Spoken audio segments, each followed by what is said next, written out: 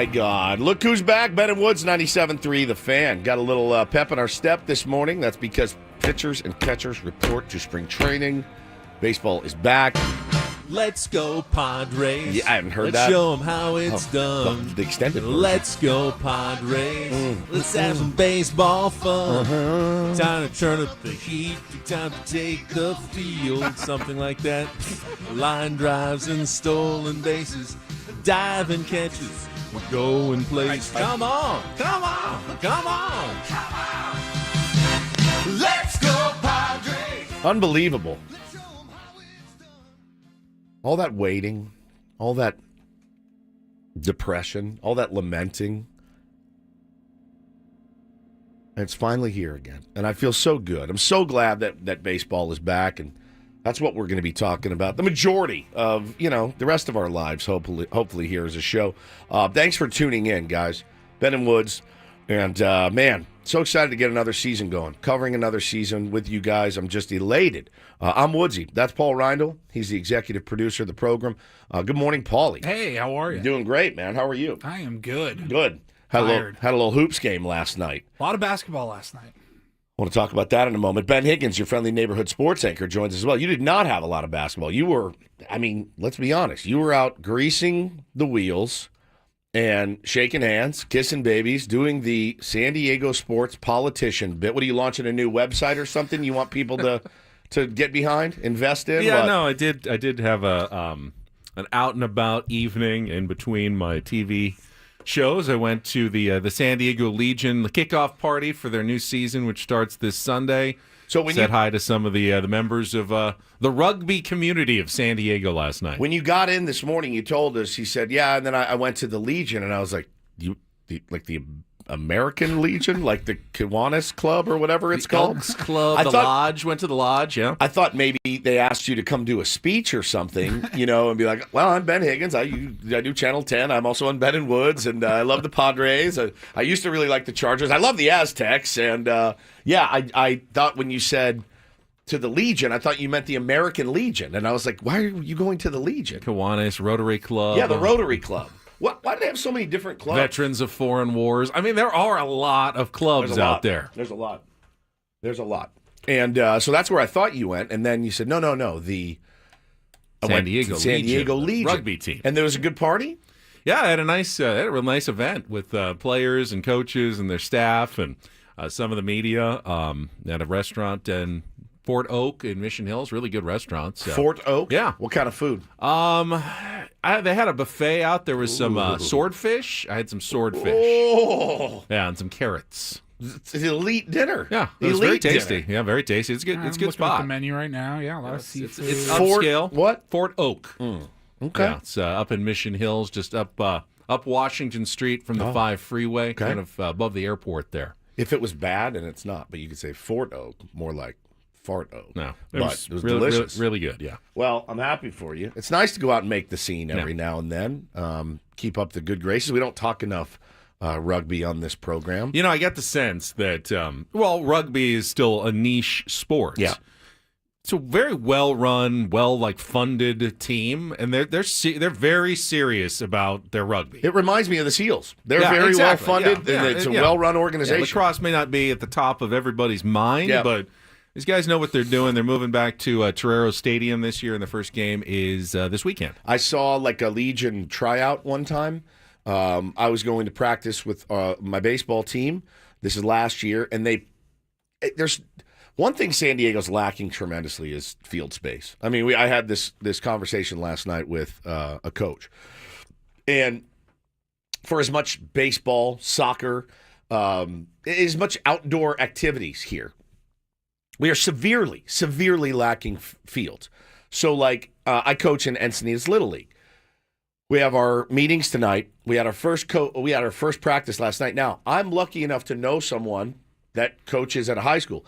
That being said, got in trouble first night. We had our first practice last night, and the AD came down and said, you can't practice here. There's insurance and this and that. And so we're going to try to find ways around it. But you got to understand, Encinitas Little League, they've got 60-some-odd teams, right? They have 3 fields you can practice on. And you got to remember who I'm up against. I'm up against every hardo dad on the planet that goes in the dead of night and reserves 6 fields a week just so they can have them.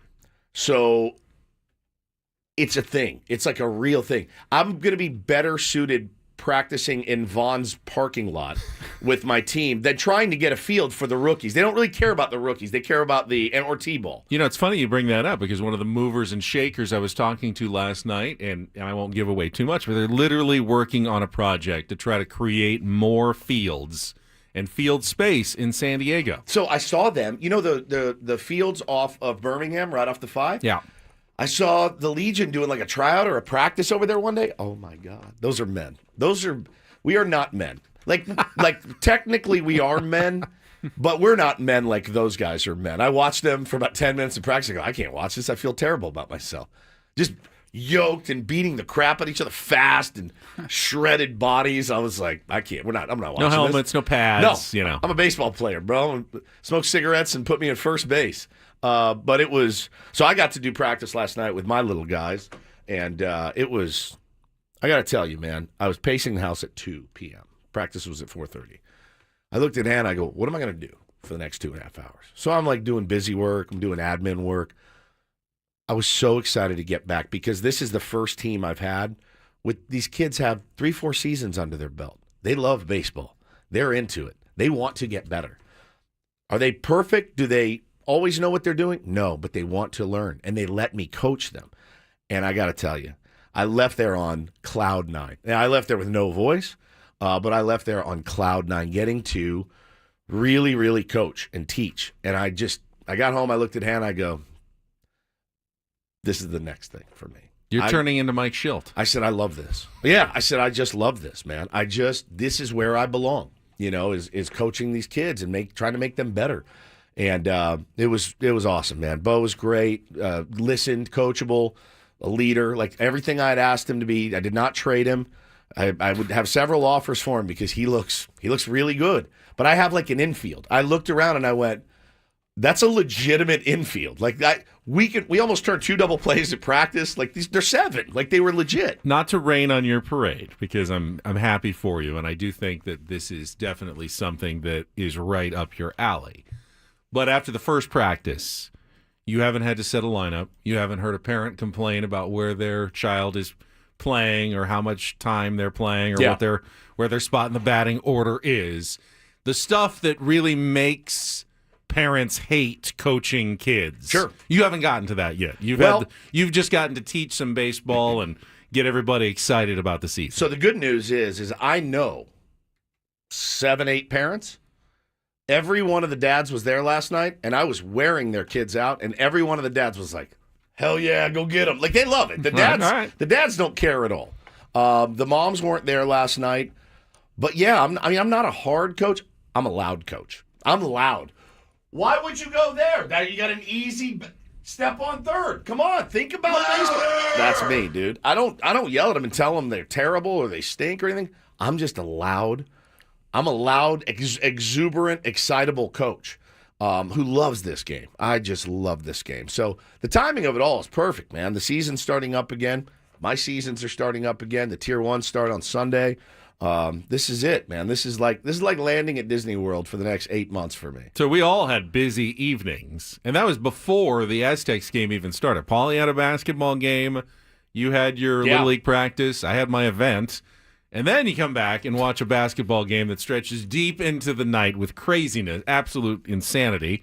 If you missed it or turned it off halfway through, we'll talk about it later. But yeah, that was crazy last night. I was ready to turn it off at halftime.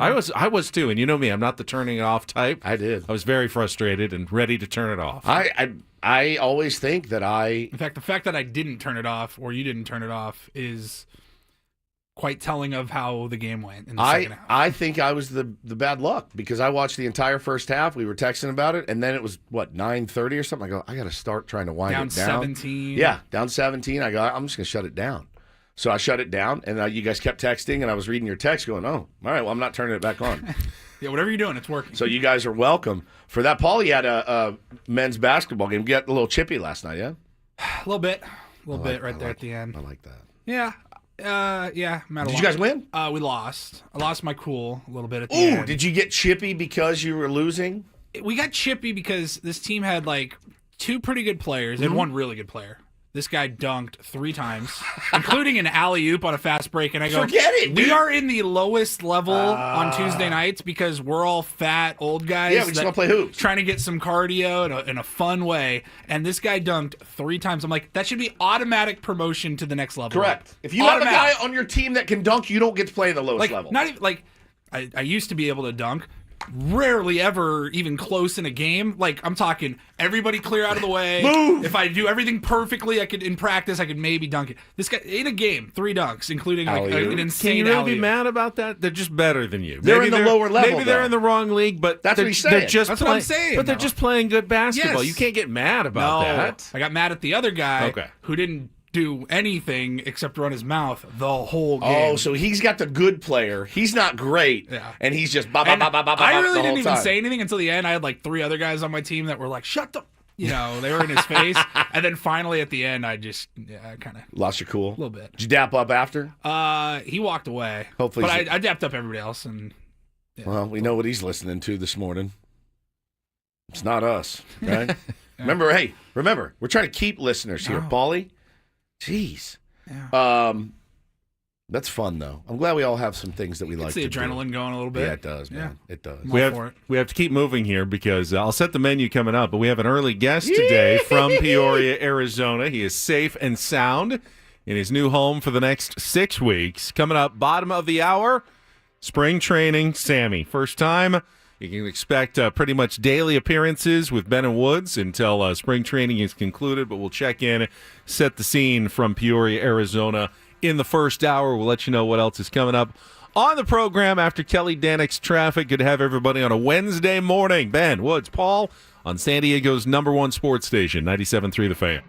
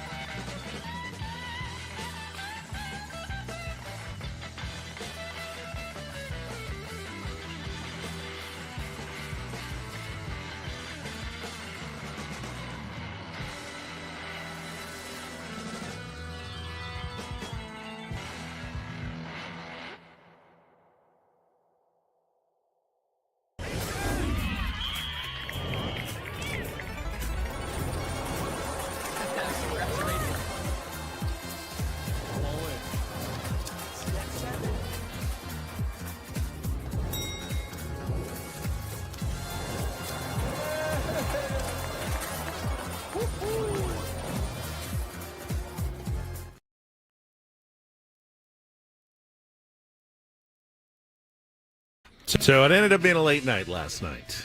If you stayed all the way through to the Aztecs game. I stayed up. You said you stayed up. You were just not watching. No, I turned it off. Why didn't I? Yeah. I don't know. What's wrong? Nothing's wrong. I just, I think I was still on a high from running around coaching. I had such a great time doing it, man. I'm looking forward to the next one. And, this rain's coming in this week, and it's going to put a damper on. I still have a T-ball team I got to find a practice space for at some point and get those guys out running around too. So it's going to be busy, man. This baseball season is going to be, it's going to be wall-to-wall baseball for me for the next 8 months, but that's the way I love it. Plus, you have to deal with potential weather. Mm-hmm. We've got rain. It's already started. It's had a little bit of the sprinkles on the way in, but it's supposed to get pretty gnarly for the next, 48 hours or so. 2.5 inches around the coast, I think Megan Perry was saying last night, and flood warning starting tomorrow around 10 a.m. So flood warnings, wow. Yeah. Well, it's gonna saturate today, and then the real hard stuff may be coming probably not until later in the day tomorrow. But she said because the ground's gonna be saturated, they're gonna be careful and keep everybody aware. I have no idea what it means for the Genesis Invitational, which they got their pro-am today. And then the first round scheduled to begin at 9:30 tomorrow morning. I would imagine they would like to get in some of the golf tomorrow, but if it's raining, there's not a ton you can do, and it may be a washout, and they're going to have to figure out how to cram in all the golf over the weekend. So the forecast, as I've seen it now, it'll change. It's San Diego. It's pretty good here. When they say it's going to rain 3 days, it usually rains what? About 2.5. Yeah, about 2. 2. So Friday, will they just play 36? It's possible, yeah. It's a smaller field, so they might, if they start early, instead of starting at 9:30, you start at like 7:30 in the morning. Now, they won't open. You send them back out after they finish their first round, at least get the second round started. Would they do anything goofy, like saying, well, we're going to have to open the north. We want to get this golf in? Is that, it's there. I don't think that's, I think they can get everybody on the south. It's just a matter of getting them back out. It's the lack of daylight this time of year. If this was June and, the sun stayed up until 7:30. Play the whole day, the whole tournament. Play the whole day, but we're still, pre-daylight saving, and it's they've got just a limited amount of time that you can actually get golf in, especially with some weather, and you can't have puddles on the greens, and it's just it can be a problem. Yeah, so you got a problem. Get a problem, Genesis. Yeah, well, they do have a problem. They'll have to figure it out. But so keep my eye on that. It's very wet. As I mentioned, I know it's wet. Sammy Spring Training or Spring Training Sammy. We can't decide what actually sounds better or what we've gone with in the past. I can't remember what we originally deemed him. I believe he tweeted the other day, Spring Training Sammy, if I'm not mistaken. That's what I think it is. But we were going Spring Training Sammy or Sammy Spring Training. They both sound good. They both sound like we've used them in the past. Yeah. But I go, well, we do off-season Sammy. So then we do post-season Sammy. So in-season Sammy. So it would be Spring Training Sammy. Yeah. Spring Training Sammy. So he is in Peoria. We'll talk to him at the bottom of the hour. Got some other Padres talk to get into. They officially announced the Jason Hayward deal yesterday. We can discuss again the moves that have been made and still need to be made by the San Diego Padres. I'll give you my honest feedback here. When I saw the graphic come out, I got for a moment irrationally excited. I did. I saw you saw the terms come out. And you go, oh, all right. And then I thought to myself, we're going to get a chance to talk to Jason Hayward in a couple weeks. I've liked that guy since he came up with the Chicago Cubs, I believe. Right? Was he a Cub first or was he a Cardinal first? One of the two. One of the two. I've enjoyed him, and I've heard nothing but great things about him. So for me, Braves. Braves. So you went Cardinals, Braves, Cardinals, Cubs. Dodgers, won a World Series Astros. with the Cubs, Dodgers, Astros. I got irrationally excited. That's right. Jay Hay was with the Braves. He was really, really good. I got irrationally excited about going, oh, this is a guy that's been playing Major League Baseball for a long time. I get to interview him more than likely, out at spring training, and that made me irrationally excited. He was Jackson Merrill before Jackson Merrill, Rookie of the Year runner-up. His first season in the big leagues. Crazy. Who won it that year? Do you know? Off the top of your that's a good head? Question. I think it was 2010. Yeah, Braves, Cardinals, National League Rookie of the Year in 2010. All-Stars Rookie Year. To look that up, yeah, just like Jackson Merrill. It's great. but now he's 37. And I was listening to Chris Ello yesterday. He is definitely not that excited about the move. Oh, really? Connor Joe and Jason Hayward. He wasn't feeling it. And I certainly understand. We've been burned before. Yeah, I certainly understand that perspective. Going to be the wait and see. And he goes, hey, if he has a great season, fantastic. I'm happy to let it unfold. But right now, you can't convince me that either of those guys or the combination of those two guys is the answer. It's a very logical say. And I don't want to say this isn't an insult when I say, oh, that's a safe take by Chris Ello. It's not. I mean, that's how he genuinely feels. I don't know. Like, I know Connor. I'm excited to see Connor and say hello. I know the human being, the person, so I'm really excited about that. And then Jason Hayward, by all accounts, everything I've heard, the most elite clubhouse guy on the planet.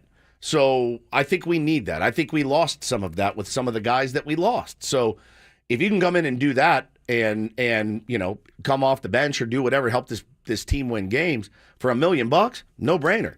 But I also got irrationally excited about Matt Carpenter and Nelly Cruz. I think we all did. I kind of feel like I'm somewhere in the middle because none of those signings from the weekend, they didn't blow my hair back. Sure, of course. We needed bodies, and we'll see what happens. Yeah. Low risk, average reward. But I'm looking at the history, just the last 5 years with A.J. Preller, and he has found so many diamonds in the rough. He has. Jerks and Profar last year, who at least we knew, but nobody was expecting that season. No. Michael Waka and Seth Lugo, Jorge Alfaro, Gary Sanchez, Kyle Higashioka. All these, cult heroes, They come out of nowhere, and you had no expectations, or at least low expectations, and they surpassed them.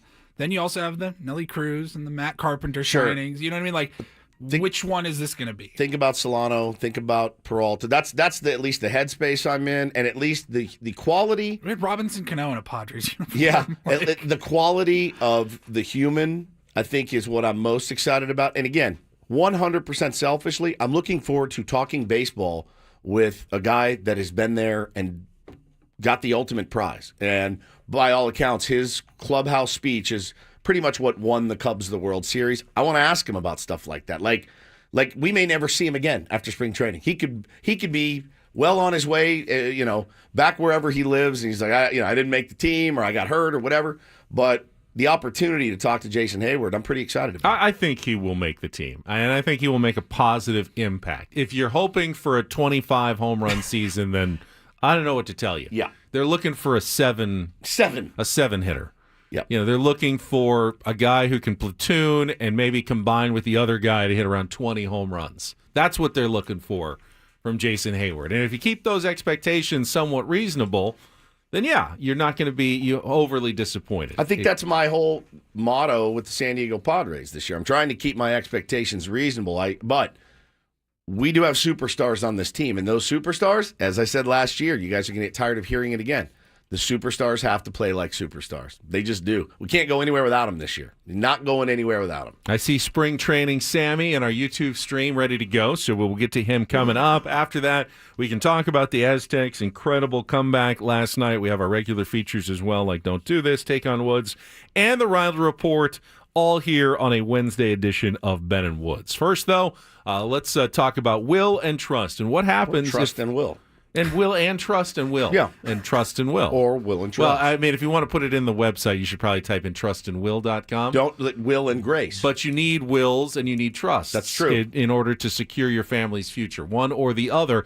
You like to talk about how important trusts are. Yeah. If you like to avoid something called probate court and the fees that come along with probate court when you're trying to pass along your assets, like your home, to your children. Well, think about this. You're no longer here, and your family is now stuck in probate court. They cannot access the savings, the property, or the other assets until that court process is over. They're in limbo. It's a heartbreaking time already, and now they have to deal with this. Oh, and then guess what? The probate costs are about 3 to 7% of your estate's value in legal fees. So more money out the door for your family. So it doesn't have to be this way. Go to trustandwill.com. When you fill out all of the questions, answer all the questions, it's really easy to do. Guys, then just throw in the code San Diego, all one word. You'll get 10% off plus free shipping of your estate plan documents. Again, trustandwill.com. Use code San Diego when you check out. Yeah, it's already affordable, and you can save so much in the long run for your family. That's right. It really is a no-brainer. It's just one of those uncomfortable things you don't want to deal with. They make it as easy as possible. 20 minutes, you get your documents, you're in, you're out, and you've got that peace in mind and security for your family's future at trustandwill.com.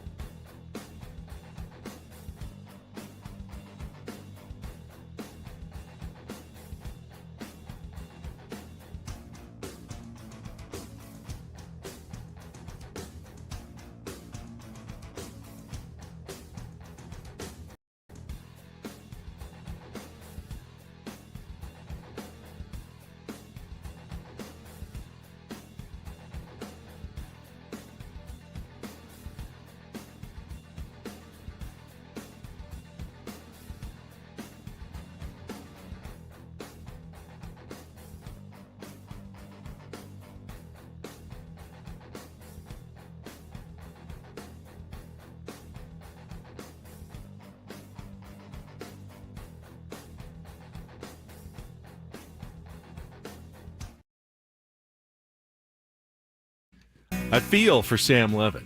Didn't even have, I heard him yesterday saying he doesn't even have his pictures hung on the walls yet of his new spot in OB. Oh, that's where we were at. So he didn't get much done in the new place? No, he's going to leave it for when he returns because off on the road he went yesterday. He has arrived safely in Peoria, Arizona. He will be at the Peoria Sports Complex today with coverage of the Padres' first pitchers and catchers workout of spring training, and we will set the scene for the next 6 weeks with Sammy Spring Training. No, Spring Training Sammy. Yep. Right after this check of traffic on 97.3 The Fan. From the 855 Get Ross Traffic Center, protecting San Diego after accidents or injury, here's Kelly Danick. Hey, San Diego, Kearney Mesa Volkswagen is sending you all the love and a traffic-free ride this Valentine's Day. Well, guys, rain hitting a good part of the county right now, so please give yourself extra time if you have to hit the roads and be extra careful once you're out there, especially on those transition ramps. Several problems in the North County. Got a collision on northbound 5 just past Carmel Valley Road. Car and Big Rig, they're over the right shoulder. Also a stalled car on southbound 5 past Palomar Airport Road. Got the right lane blocked. Eastbound 78 before Civic Center. Two-vehicle accident over the right shoulder and still clearing an accident on the Carmel Mountain Road on-ramp to southbound 15. Love is in the air at Kearney Mesa Volkswagen. Drive home a new 2024 Jetta SE for just $255 per month. Fall in love with these savings at your veteran-owned dealership. Visit KearneyMesaVolkswagen.com for more details. I'm Kelly Danick with Ben & Wood, San Diego's #1 sports station, 97.3 The Fan. And out we go to suburban Phoenix, Arizona, home of the Cactus League, Padres Spring Training Baseball. And joining us right now, Spring Training Sammy, as he gets ready for his long 6 weeks of spring training coverage. We were trying to decide, is this your 4th spring training, Sam? This is my 3rd spring training, but the start of my 4th season. Okay, so this is his 3rd year that he's been sentenced to hard time in Arizona for 6 weeks. The first year, we were out at spring training when Sam got hired. That's right. He called into our show when we were out there on the patio, so you missed that spring training, so this is number 3. Okay. Yeah, it's like... And don't shortchange me. It's like 6.5 weeks. That's true. It's officially 43 nights here in the Airbnb, which, my God. If you're watching on YouTube, you can see behind me, I'm actually at the same house I was last year, but in the other unit, on the other side of the guy's house. So pretty similar, nice little familiarity. A little bit smaller, but maybe a little bit nicer than last year's unit. So we're doing pretty good. 43 nights. It's like 42 or 43, I got to look. Something like that. It's like being in Tent City so out in Arizona. I am fully moved in. I mean, I take my clothes out of my bag. I put it in the drawers here. Hang up my clothes, kind of spread out. So we got to get the coffee machine kind of dialed in. Had some issues with that this morning, but other than that, everything is A-okay so far. Very good. So I picture of you yesterday driving out. You made the usual stops, Cafe Adesso, to get some coffee. There's a picture of you at Cafe Adesso, and I noticed. And some other listeners pointed this out as well. Somebody DM'd me and said, we got to ask Sammy about this. I said, what is it? And he goes, well, look at his clothes. He's got his clothes hanging in the front seat. And I went, Sammy's clearly a psychopath. Why did you hang your hanging shirts in the front instead of the back? So couple of things about that Cafe Adesso picture, and I'll get to the second thing in a moment. Well, two reasons I put the clothes in the front. Number one, those were just some last-minute additions. Like, I was like, oh, you know what, I'll take a couple of these flannels for casual wear. Yeah. And then I had some suitcases in the back, and in the back of my car, the seats were down. Yep. So then it was sort of hard to hang without those shirts sort of getting bunched up in the side there. Got it. I only had a few. Okay. And it didn't block my mirror. I was worried about your blind spot. Yeah, everyone was totally fun. Worried about your blind spot. I would not have done it. I know it looked weird, like when you saw it, but it was totally fine. But the other part about that stop at Cafe Adesso, and I did see Mrs. Musgrove. And nice. Super friendly. Angel. And could not have been nicer to me. So that's become sort of an annual tradition on my trip out to spring training, going to Cafe Adesso and seeing Mrs. Musgrove. But then I also ran into Mud, who just happened to be there at Cafe Adesso in Alpine. Well, I thought he was your barista. Well, that was funny. I saw the comments of people being like, "Is Mud working at Cafe Adesso during the off season? Is he a barista in the off season?" No, I can confirm he was just there grabbing a cup of coffee. But very good to see Mud. And, you guys were like carpooling or something. Musgrove, yeah. My guess, Sammy, I need a ride. My guess is that he gets free coffee there, and so he makes appearances down there. I do get the sense that Mud just kind of ambles down the hill from Alpine. He's like, what do we got going today? Mud's, like it's the press box or something. Yeah, Mud's going to be the next Randy Jones. You know? Yeah, they made me an ambassador, so I'll just be in the owner's box. Yeah, that's great. Yeah, Mud just lean. It's so cool. Like, there's Mud just leaning against the. Hey, Sammy, how we doing, buddy? Just drinking a cappuccino. That's basically what happened. Basically what happened. I was in the drive-through, and then all of a sudden there was Mud. What a gem. Just came up right up to my window. And then you had the annual stop in Dateland. Still never had it. Yeah. For the date shake. I've never had the date shake. A lot of calories in the what? date shake. Yeah, lots. Yeah, it's pretty good. It is. It's worth the stop to get once. And the stop itself is pretty nice. There's a gas station. There's also a store with a lot of snacks, and it's I would say a nicer one. So it's not a bad stop in general. And then you have the date shake portion of the store.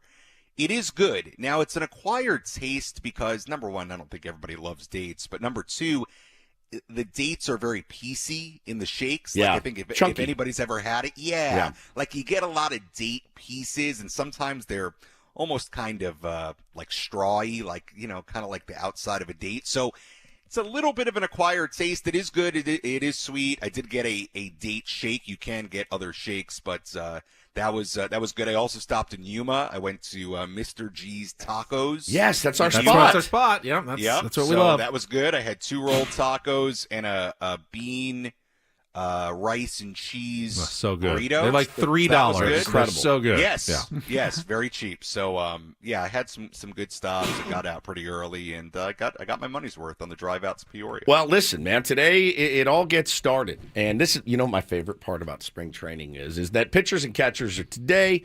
The rest of the position players. What's the drop dead? We figured out Monday, which is the 17th. Always fun to see and be a Karen about who's there early working and who waits till the very last minute to come strolling in. We do it every year. It's honestly one of my favorite things about spring training. It's like, oh, look who showed up at the last minute, Sammy. But I think there's already there's going to be a lot of players, a lot of position players there. It's going to be great. What is on the agenda today, day one?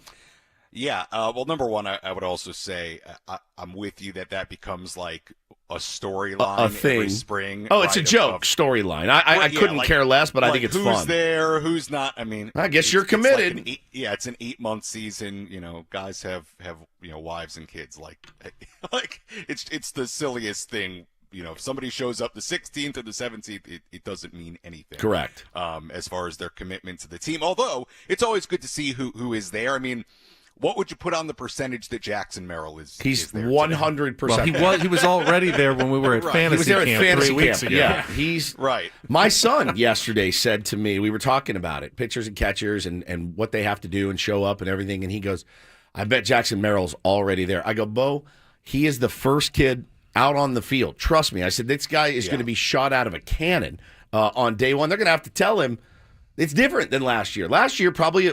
Honestly, like as confident as he was, he could kind of go into spring training going, "I got no shot of making this team. I'm going to learn and absorb as much as I can." Now he is like, he's a potential all-star player and is going to be the starting center fielder for the San Diego Padres. It's different. It's a different mindset. It's a different work set of things that he needs to do to get ready for the season. I think it's going to be a wild difference for him.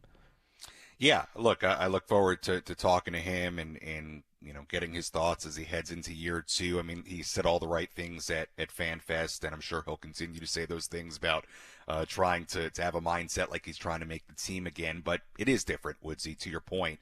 As far as the schedule today, a lot of bullpens. I mean, it's not going to, knock your socks off what's going on today. A lot of bullpens. There are live BPs scheduled with a number of different guys. So that'll be interesting to see who participates on the hitter side of the live BPs, and if guys like Merrill or others are there, I'm sure they may be a part of that. So a lot of live BPs, a lot of PFP type stuff, working on the running game and comebacker stuff like that. Catchers will go through their drills. So pretty basic first day of pitchers and catchers. God, I love it. Though. Looking at the schedule here, bullpens, live BPs, fielding, practice, catcher, defensive stuff, and BP for the catchers as well. Sammy, you're talking dirty. You're talking dirty to me right now, man. This is phenomenal. It's great. I mean, look, you guys know, and this is our third spring training of checking in every day. I mean, I love this time of year. I highly encourage people to come out here when the games begin. It's really unique stuff. If you love baseball, you will love what goes on those backfields. I mean, you just don't see it during the course of the regular season. So I love this time of year, and it should be fun, and I'm happy that Adam and the powers that be at 97.3 The Fan have set me out here again, and we will have full coverage again, both here on the radio and on social media. The goal every day here my goal is to sort of be the eyes and ears for the fan here at spring training for the majority of people, I'm sure, that won't get down here. So a lot of stuff on social media, Twitter, Instagram, Facebook, just a lot of video stuff. So we'll hit the ground running today. But looks like a pretty standard day of pitchers and catchers work today. Nothing out of the ordinary. Here's what I want to know. Talking to spring training Sammy, Sam Levitt, live from Peoria, Arizona. This will be your first of daily Mike Schilt conversations. It'll happen around 10:30 our time, I believe, this morning. What are we trying to learn from Mike Schilt? I mean, we just heard from him at FanFest a couple of weeks ago, so not a lot has changed. They did add a couple of players, but what are we trying to wheedle out of Mike Schilt on day one? Because I have some suggestions. Yeah, well, I'd love to hear them. I mean, look, I think obviously you can get into mindset and culture, and I feel like a lot of that was covered last year, and I don't imagine the answers will be all that dissimilar for year number 2, especially considering the success they had a year ago. I think, just on a positional level, to me, one of the more interesting things I've been thinking about in heading out here are just those final 2 starting rotation spots. Now, of course, one of the looming questions throughout this spring is going to be, are there going to be other moves? And how big are those other moves going to be? And I think just with the starting rotation, the question of will there be a more veteran signing one way or another that comes in here and at least eats up one of those spots. But I think important today as we enter spring training, look, I'm going to deal in the reality of who's in the clubhouse. I'm not really going to worry about who's not here. So to me, at this moment, they have 2 open rotation spots. I think we would all agree the 2 leaders in the clubhouse at the outset are probably Randy Vasquez and Matt Waldron. But, one thing, and this goes back to Mike Schilt, and something I do want to ask him about in the first couple of days here is sort of how he views those final 2 spots of the rotation and the competition for it. Because what's to say? I mean, there are a lot of guys in that clubhouse that do have some pretty good minor league experience now. What's to say that a Ryan Bergert couldn't perform really well at spring training and find himself in the starting rotation in that 5th spot, or an Omar Cruz? Like, even though they traded a lot of that away at the deadline a year ago, there are some names that remain. So I'm curious to see how they view those final 2 spots and how open a competition it really will be. And look, that's going to be really something throughout the roster. I mean, that's just the nature of where they're at right now as far as the construction of this roster. There's going to be a lot of open competition and a lot of opportunities. So that's something with Mike Schilt that I do want to ask him about the first couple of days, the final 2 spots of those of the rotation, and how he views the competition for those 2 spots. I agree with you, Sammy. I think he hinted at it during FanFest. He talked about, Adrian Morejon staying in the bullpen, but he's not going to be able to hide really. Within the first week, you're going to see which bullpen guys are stretching out. Is it Brian Hoeing? Is it Stephen Kolak? Who's really getting a real shot to try to win a spot in the starting rotation that was in the bullpen last year? Yeah, and I should have mentioned that as part of that conversation. I think that is right in there as far as interesting parts of those final 2 rotation spots, and something that you're right. They I don't know that they're trying to hide it during spring training, but it gets hard once those guys start throwing and you start getting a sense of how they're being used during the games, right? If all of a sudden Stephen Kolek is slated to go 2 or 3 innings, well, that gives you a pretty good idea of how they may want to use him. Or Brian Hoeing. Hoeing's a little bit different because, he's a long man anyway, but, you'd get a sense pretty early of how they might want to use him. So, again, Ben, that's a great point. It's an interesting part of it. And, look, they do have, I was looking at it earlier.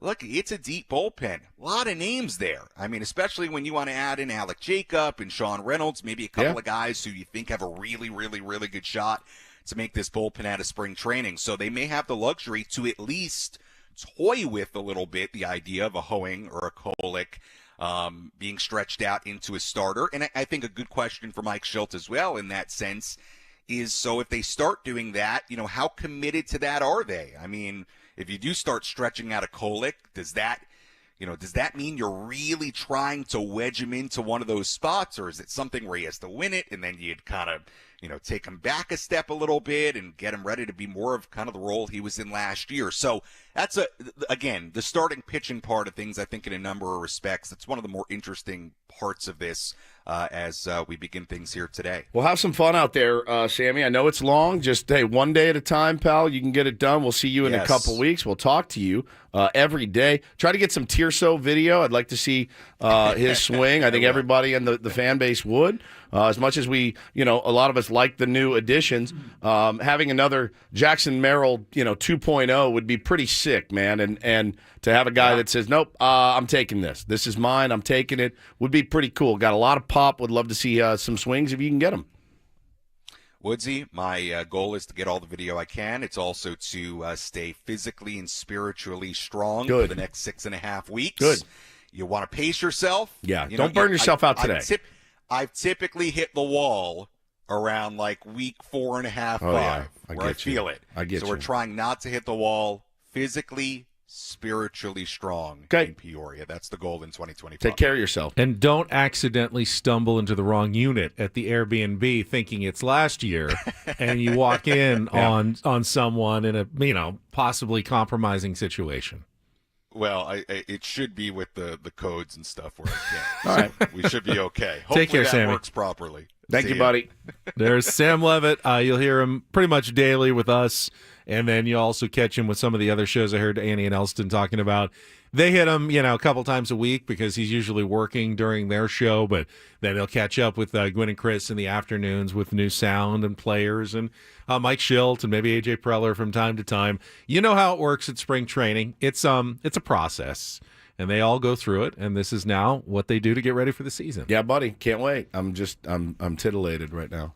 I'm jealous that he's already out there. I know, I am too. I am too, for sure. 2 weeks from today. 2 weeks from today will be our first show. Can't wait. Don't forget to listen at 9 a.m. this morning for us to announce our next biggest fan, a chance to qualify for a night in our Odyssey Suite at a future Padres game. You can register your name at 973thefansd.com/biggest-fan in order to potentially have your name called 3 different opportunities every weekday, 9 and 1 o'clock, 5:30 p.m. to be our biggest fan. All right, we will come back, and if you did not stay up because it was a late game and they gave you every reason to turn it off at halftime, the Aztecs did it again. Came back, 17-0 run in the second half. We'll talk a little college basketball and more to kick off hour number 2 of Ben and Woods on San Diego's #1 sports station, 97.3 The Fan.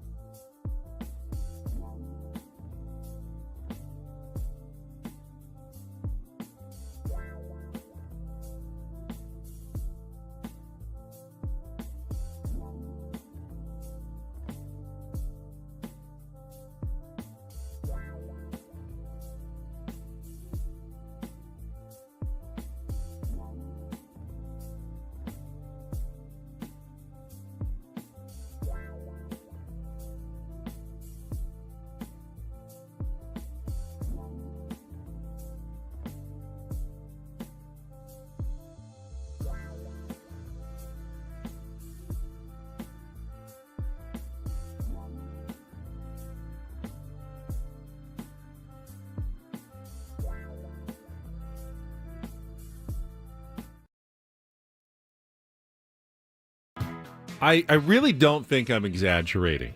And I know people accused me last night of perhaps forgetting some bad moments in the past on social media, but I don't think I'm exaggerating when I say that's the worst half of San Diego State basketball I've ever seen last night. Ever. At San Jose State. And I've seen some bad ones. I mean, I watched the 9-point first half at Wyoming a few years ago with Jamal Franklin on the team. I mean, it was a horrifically bad game, but I don't remember the turnovers and just looking like they had never played basketball together. I mean, Paulie, did you get that sense? Like they looked in the first half. So I missed like the first 10 minutes of the game. I mean, so did everybody else. They didn't join it in progress until 5 minutes in. They were already down 6. The only pushback I would have is I feel like I personally have said I feel like that was the worst half of Aztecs basketball I've ever seen.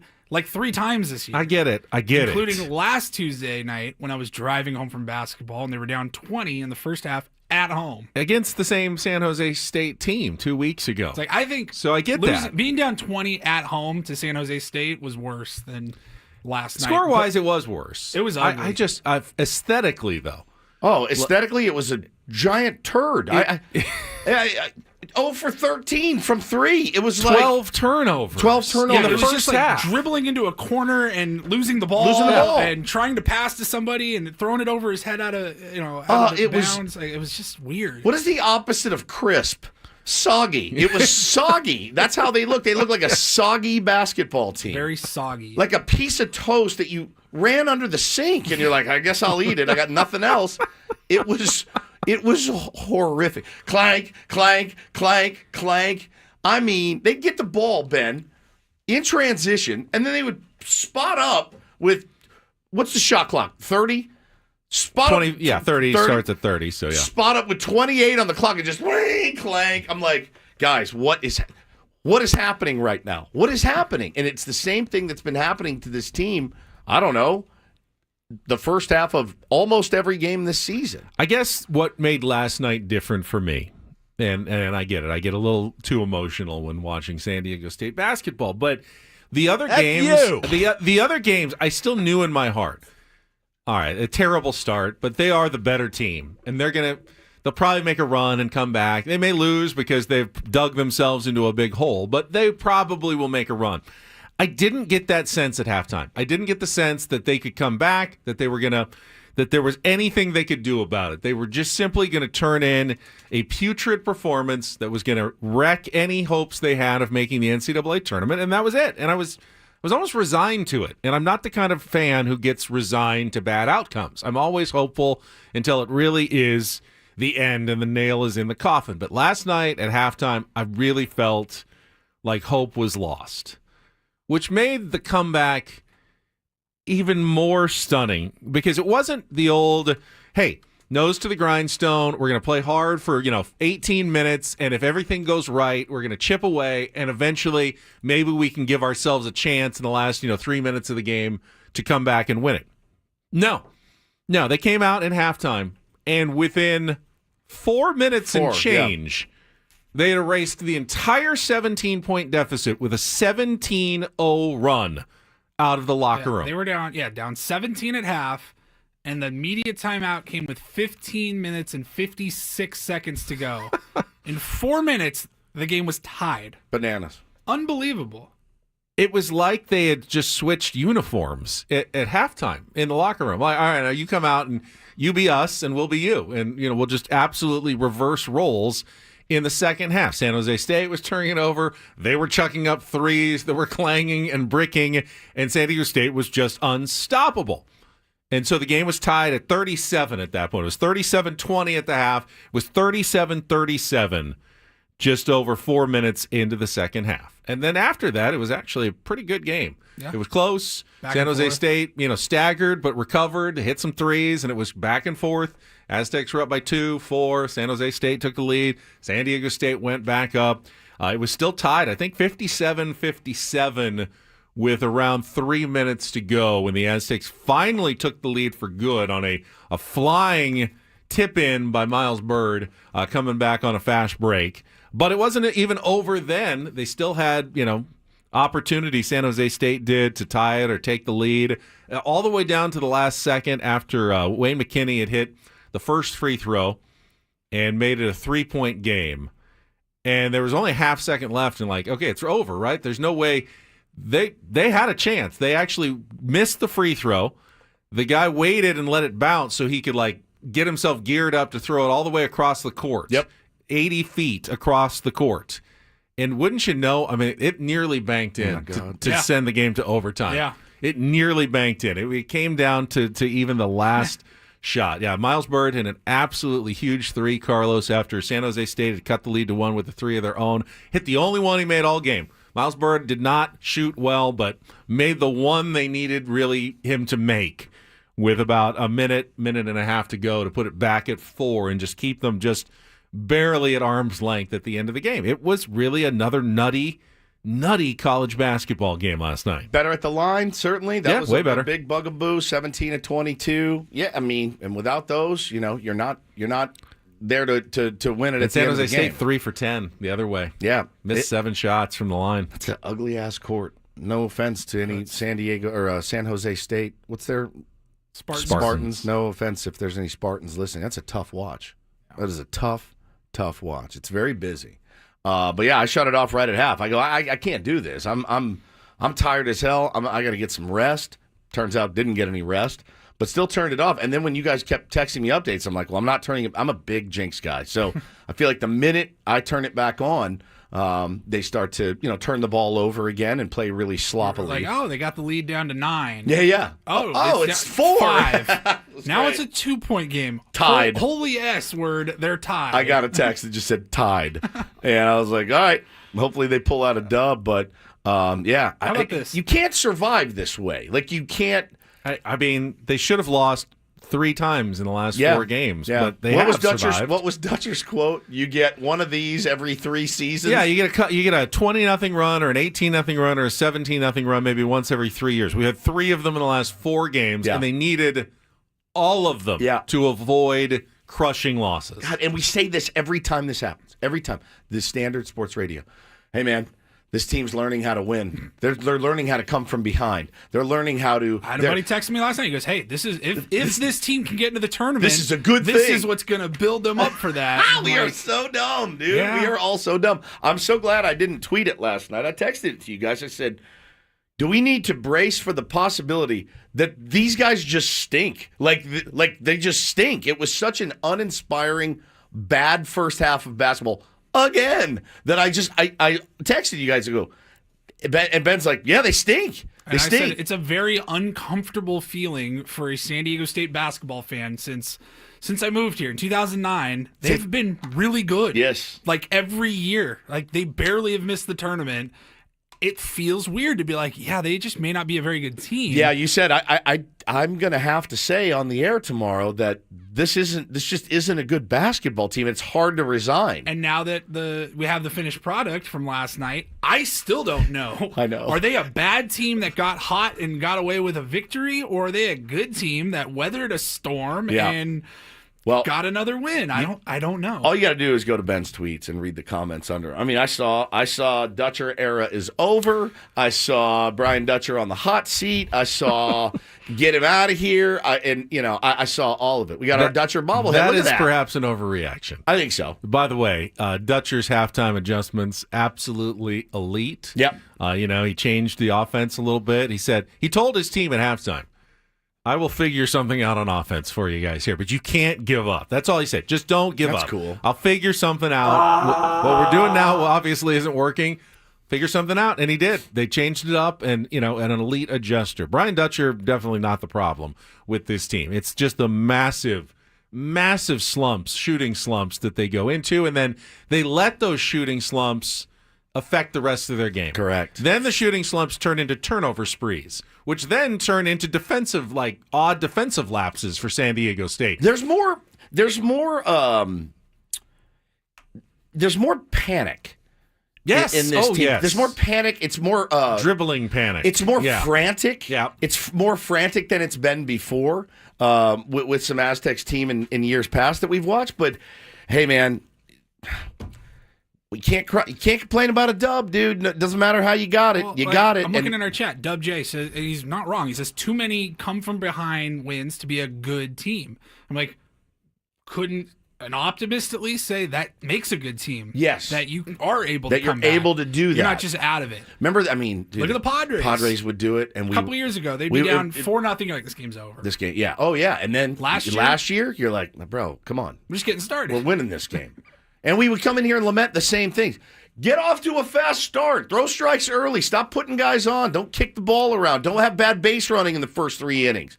Clean that stuff up and see what happens. But you never felt like you were out of a game. And I guess here's just another example when you watch the Aztecs. You're not out of it.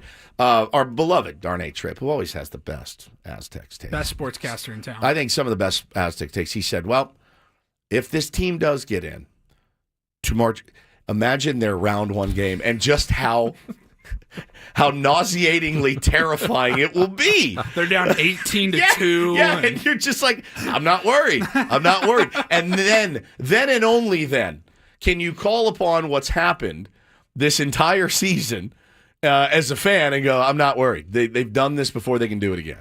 The one thing that they can do that we've seen, other than come back, they have some players who can make plays. Nick Boyd was the guy yesterday. He had some drives in the second half, like acrobatic circus shots, under the basket, layups to help and fuel the comeback. So even though they never really did, they made 4 3-pointers in the second half, finished 4 of 23. I think it's like 18% on the game. You should lose when you do that, but they did enough around the basket. They did enough on the offensive glass in the second half with Miles Heide pulling down some big boards, giving them second and third opportunities that they were able to pull out another win. Are they playing with fire? Are they living dangerously? Yes. I saw. Does it matter? I don't know. They shot 17.4% last night from 3. Yeah, not even First 18. time they won a Mountain West game by doing that shooting that poorly since 2020. 5 years. Now they've got Boise State at home on Saturday, a team that they beat on the road. So you think, oh, they should be able to take care of business at home. You can't think that anymore. You know what I expect to happen? Fall behind in the first half. Look sloppy and out of sorts, and then have to come back in the second half. Because that's the trend. That's the MO. Yeah. And, until they fix it, that's what I'm going to expect now every game that from the is Aztecs. The trend. Yeah, man. A team, I guess you can things can change. If 4 of those 3-pointers go in, totally different first half, right? Just 4 out of 13, 5 out of 13. If those go in, it's a totally different first half. Game on the road, you're fine. 100%, right? Yeah. But when 0.0 of them go in, you as a team, as a fan base, you absolutely start to panic. I mean, you chuck 13 shots up, dude, and not one of them falls. You start to panic a little bit, and they did, man. They were sloppy. Some of the just sloppy screens, really sloppy passes. Like, I saw effort because I always see effort from them. I don't see them coasting ever.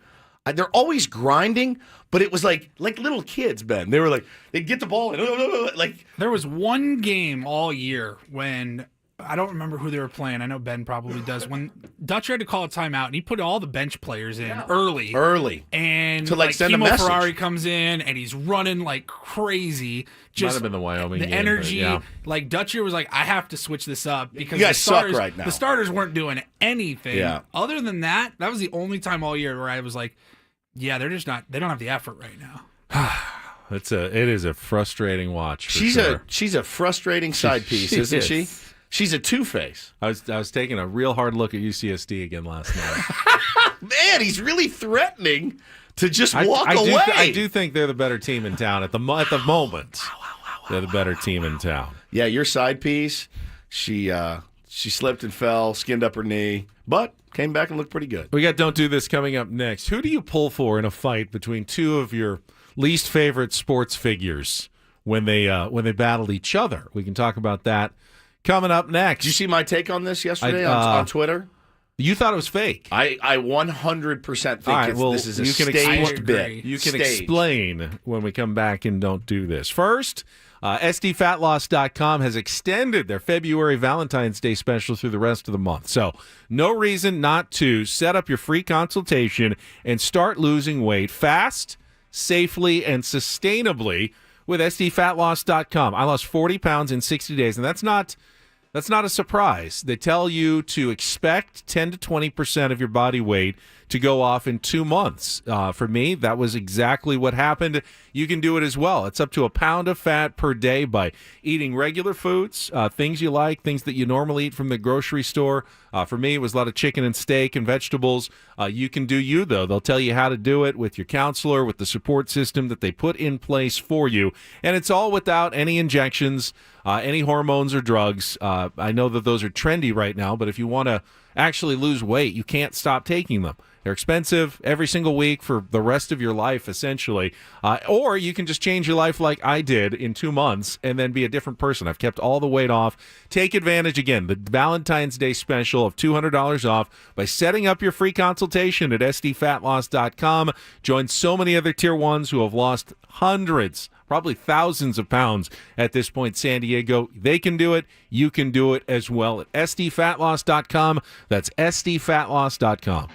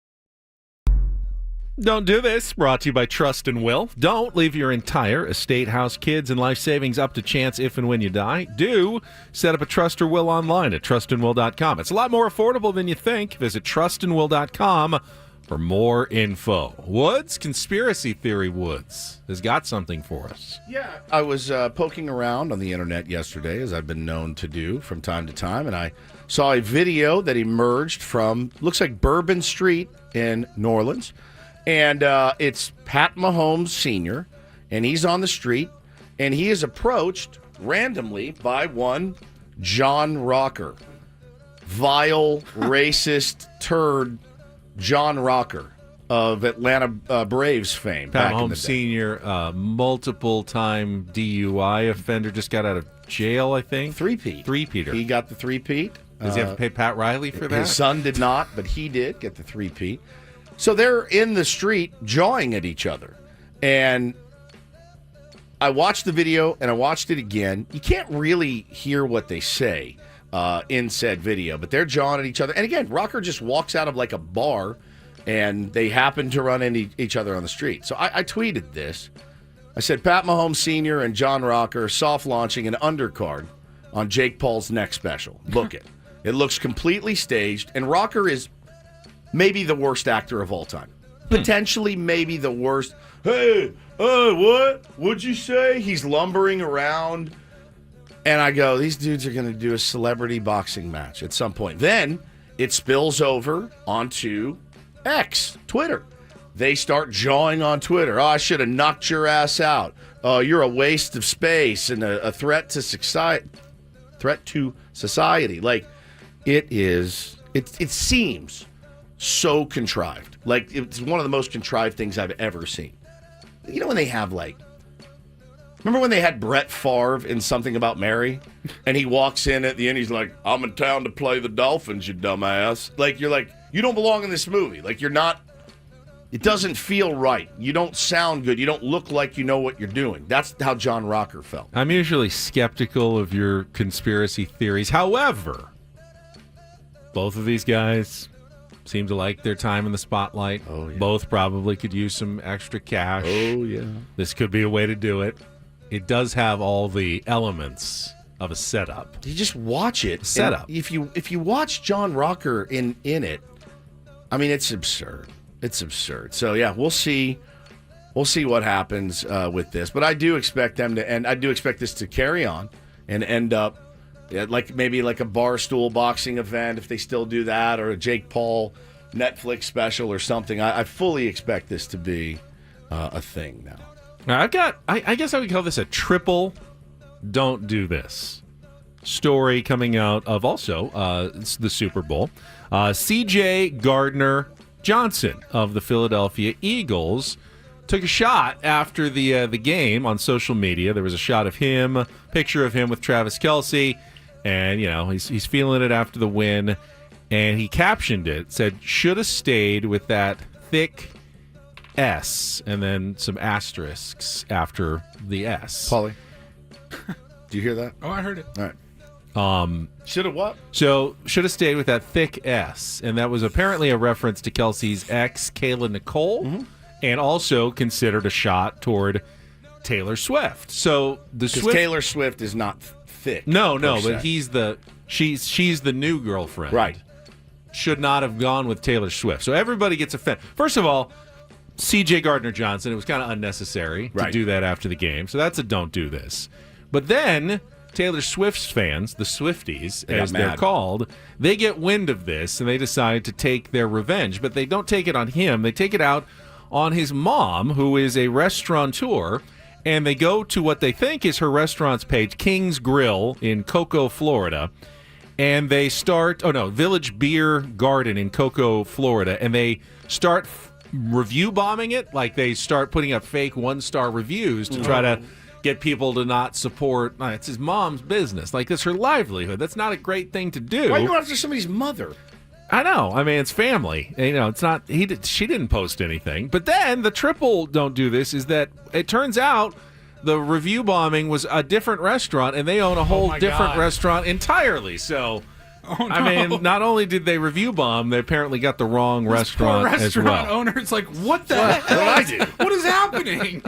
My Lord. Hopefully Yelp can figure it out. It was flagged for unusual behavior when they got all the one-star reviews, so get that stuff sorted out. But quite the chain of events after one post following the Super Bowl. She's got the Swifties. We've got the Tier 1s. The Tier 1s, they're pretty loyal. They would do that for us. I'm not going to ask you to do that, though. Please don't do that, in fact. You don't need to go leave one-star reviews for Don't do this. our competition.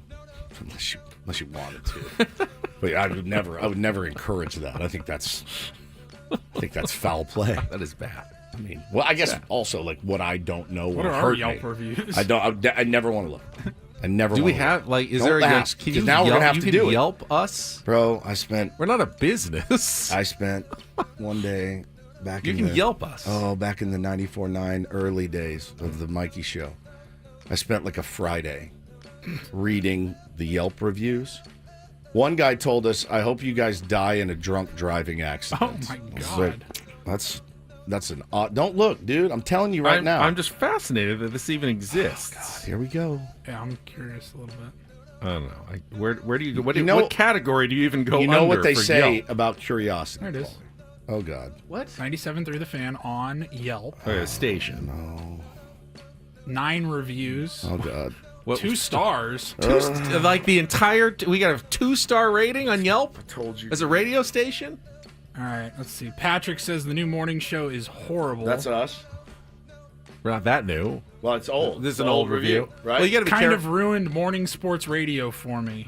That's from Patrick. That's from Lewis. Used to be really good, but Ben and Woods shouldn't be running a sports show. That's fair enough. Should we offer them a free appetizer with their Ben and next Woods is what keeps me visit? alive. Oh yes. Thanks Who's for that? the content, and for Paulie, this is new sports That's radio. 5 stars, right? 5 stars. 5 We got a stars, 5-star nice. from Robert. Says love the Ben and Woods show. Oh, thank you. I'll get to work an hour early just to sit in my car and listen. You son of a bitch, Robert. I love you, dude. Thank you. Those other one made my stomach hurt. All right, final little do this. DD mega doo-doo. Bill Belichick is just continuing. Now, we all saw the appearance last week at it was an award show, ESPN maybe. What was it? NFL It's the Awards. NFL Honors show. Yeah. NFL Honors. Shows up on the red carpet with his, absolute smoke show of a girlfriend. Now, they have a 42-year age difference. And they seem to be very, very happy. They really do. They seem to be in love. His former quarterback, Tom Brady, sat down to do an interview. And clearly, this broke him. I like when people get broken. When Ben breaks, it's one of my favorite things of all time. Breaking Tom Brady is pretty special. Why is the guy interviewing him wearing a bolo tie? Check this out. That's what he does. Did Bill Belichick follow TB12? Nah. No, he's a big, carb guy. What about his girlfriend? She looks as young and healthy as ever. Sounds like it. I don't know. I don't follow it, too much. If Bill Belichick's girlfriend needed it, would you rent a car for her?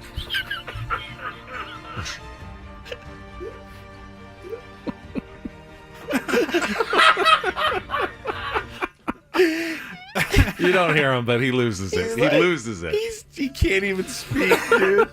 If Bill Belichick's girlfriend needed you to rent a car for her, would you? Because you have to be 25. to rent a car. 25. That's right. And he just holds it in. He's like, "You son of a gun, dude. You got me. You got me." I loved it. Made me laugh so hard, dude. So hard. What an irreverent, fun question. And I love that Tom Brady didn't get upset about it and just laughed it off. You gotta imagine if you're Bill Belichick, you know what's coming, and you don't mind. You don't mind it at all, not even a little bit. When Tom Brady had his roast last year, though, he knew what was going to be being said, and I remember it was like the Jerry Jones. Obviously, the family stuff was off limits, right, in his mind, which kind of went without saying. But he said, "Don't make any massage parlor jokes." And somebody, I think it's Jeff Ross, somebody did, and he was like, "Cut that out." Yeah, cut it out. Yeah, but that one... He draws a line, and he'll stick with it. That was pretty funny. And that is don't and do this for a Wednesday. That was Don't Do This with Ben and Woods on 97.3 The Fan. We'll come back. MLB, I don't know if you care, but they do this every year. They've been counting down the top 100 players going into the season. Had a lot of Padres talk yesterday involving their top 100 countdown. We can get into a little bit of the, maybe incorrect opinions from Major League Baseball's League Network coming up next. Well, listen, guys, it is Woodsy. Definitely do not go through 2025 with joint pain. You don't have to. QC Kinetics exists. Do give them a call today. The awful joint pain can impact everything in your life. You know what I'm talking about. It's hard to get out of bed some mornings. If you got bad knees, bad hips, bad shoulder, bad back, they can handle all of it for you. They really can. I love these guys. Changed my life completely when I went in and got treatment on both of my wrists. And, lifting weights, playing ball, doing all the things I love to do now. That's 100% thanks to QC Kinetics and their regenerative treatments. They're incredible. So don't wait. Make the call today. Talk to the local medical professionals. Talk about their new orthobiologic cellular therapies, including PRP treatments. They can revitalize your joints without going under the knife. Their treatments prompt your body to heal and restore those damaged joints so you won't miss a beat. No downtime. This joint pain that you may be feeling right now, it does not get better with time. So before it's absolutely debilitating and locks you out of doing stuff you love completely, make sure to call and see if you're a candidate for the life-changing regenerative treatments. Call QC Kinetics in Torrey Hills and Hillcrest for your free consultation. Their number is 619-614-PAIN, 619-614-PAIN, or go to QCkinetics.com. But if I were you, I'd pick up the phone today and call. Let them know I'm ready to be done with this. 619-614-PAIN. Let them know Woodsy sent you.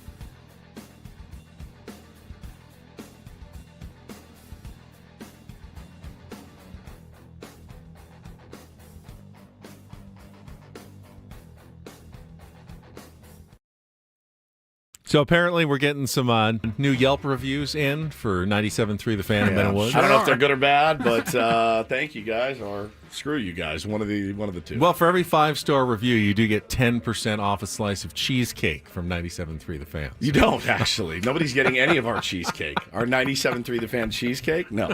No.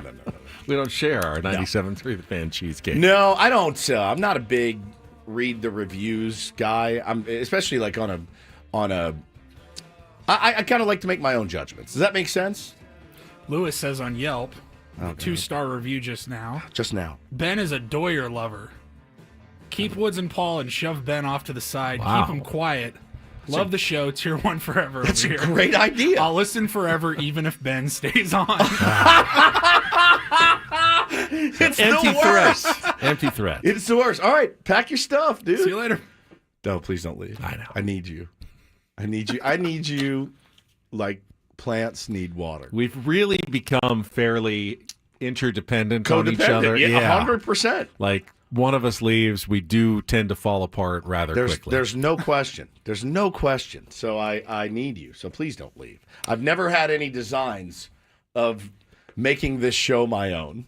Does that make sense? I've never had any designs of like, I could probably do this without him. I don't want to. I heard a 7-year plan. Yeah, my 7-year plan. You know, the funny thing, I heard, Braden and Scraby were filling in yesterday for Gwen and Chris, the Scraden show. They were trying to come up with a name for it. It's better than Braby.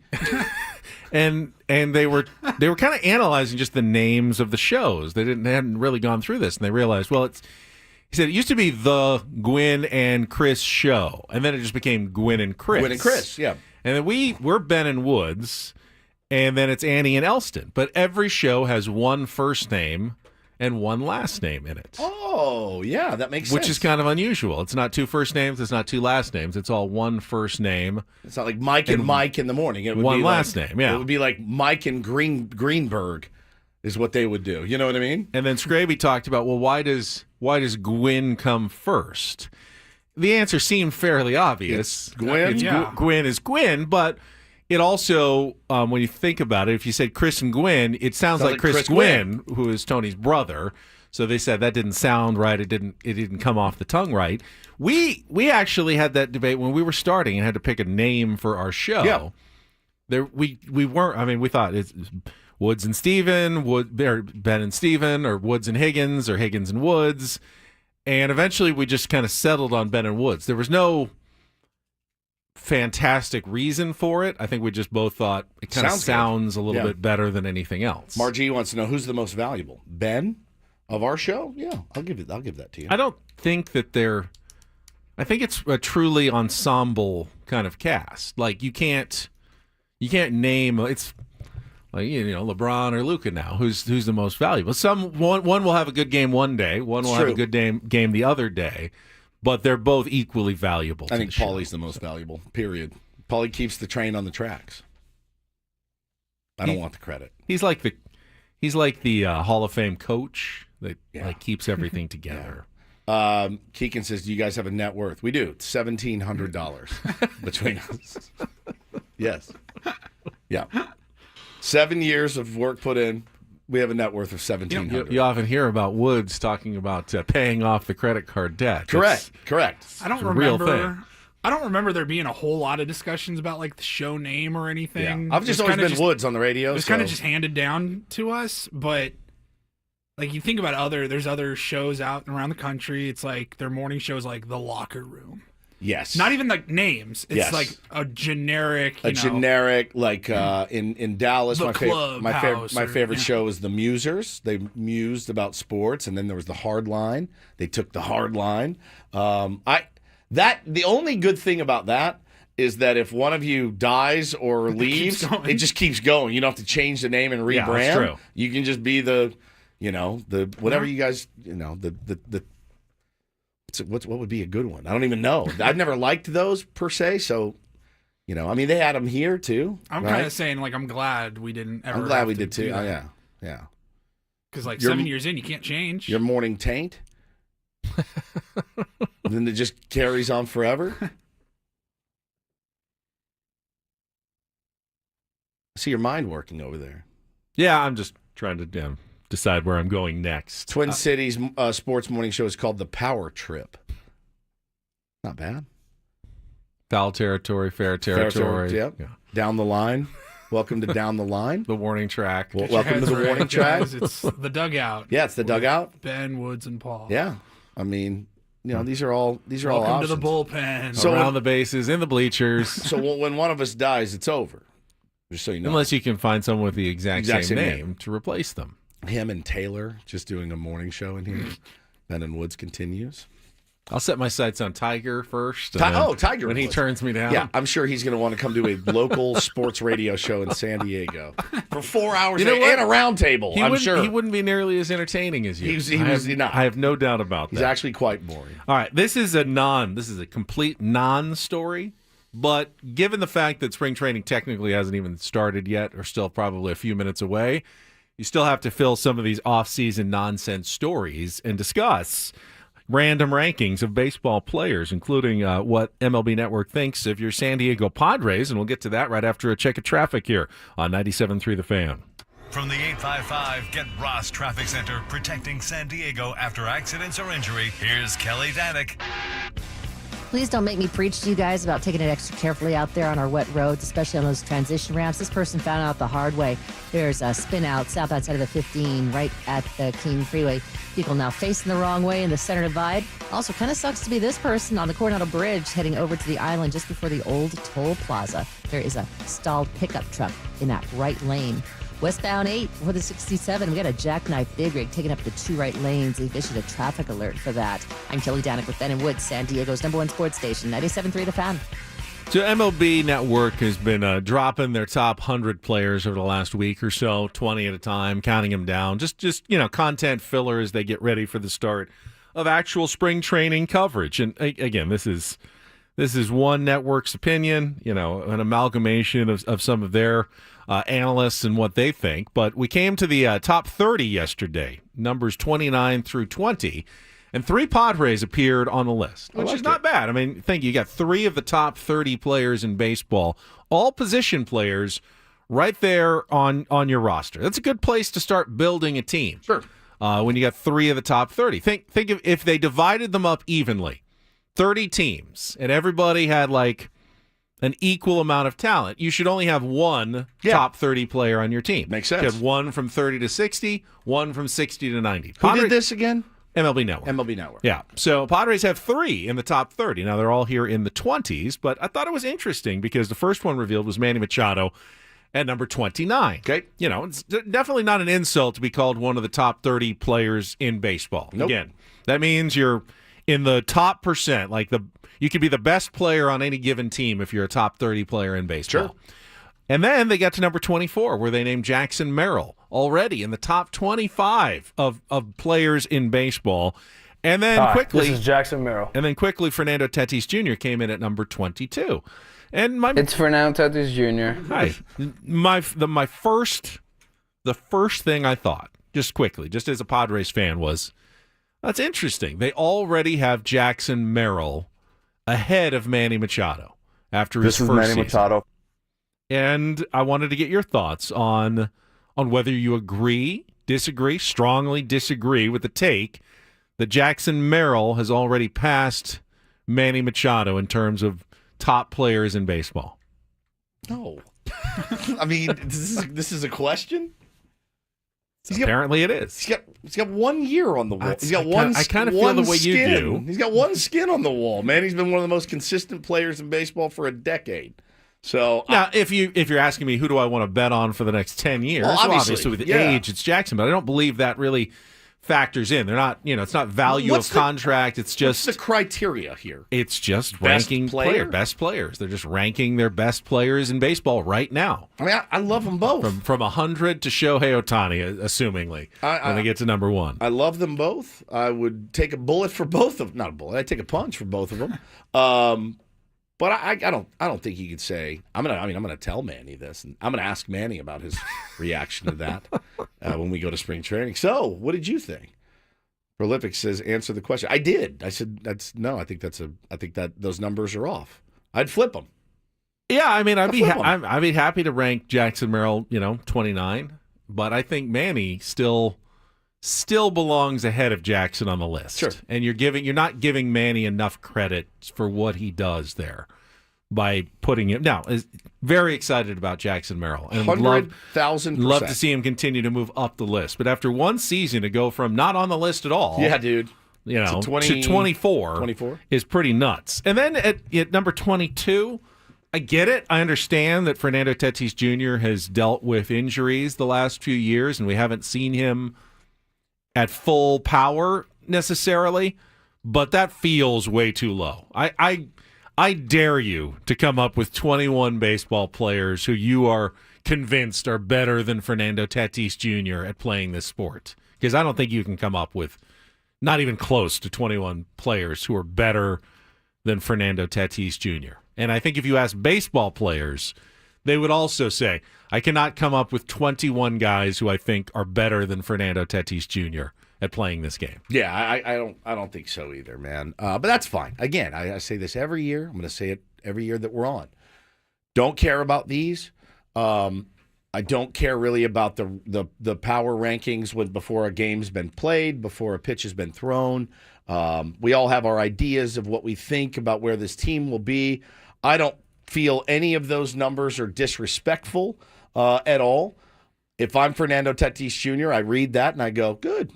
I like to be slept on. I always have. And I think there's a lot of guys on this team that are wired the same way. They like to be slept on. They like to be, and I think a lot of athletes, what do they all talk about? Everybody needs some motivation. They all talk about it.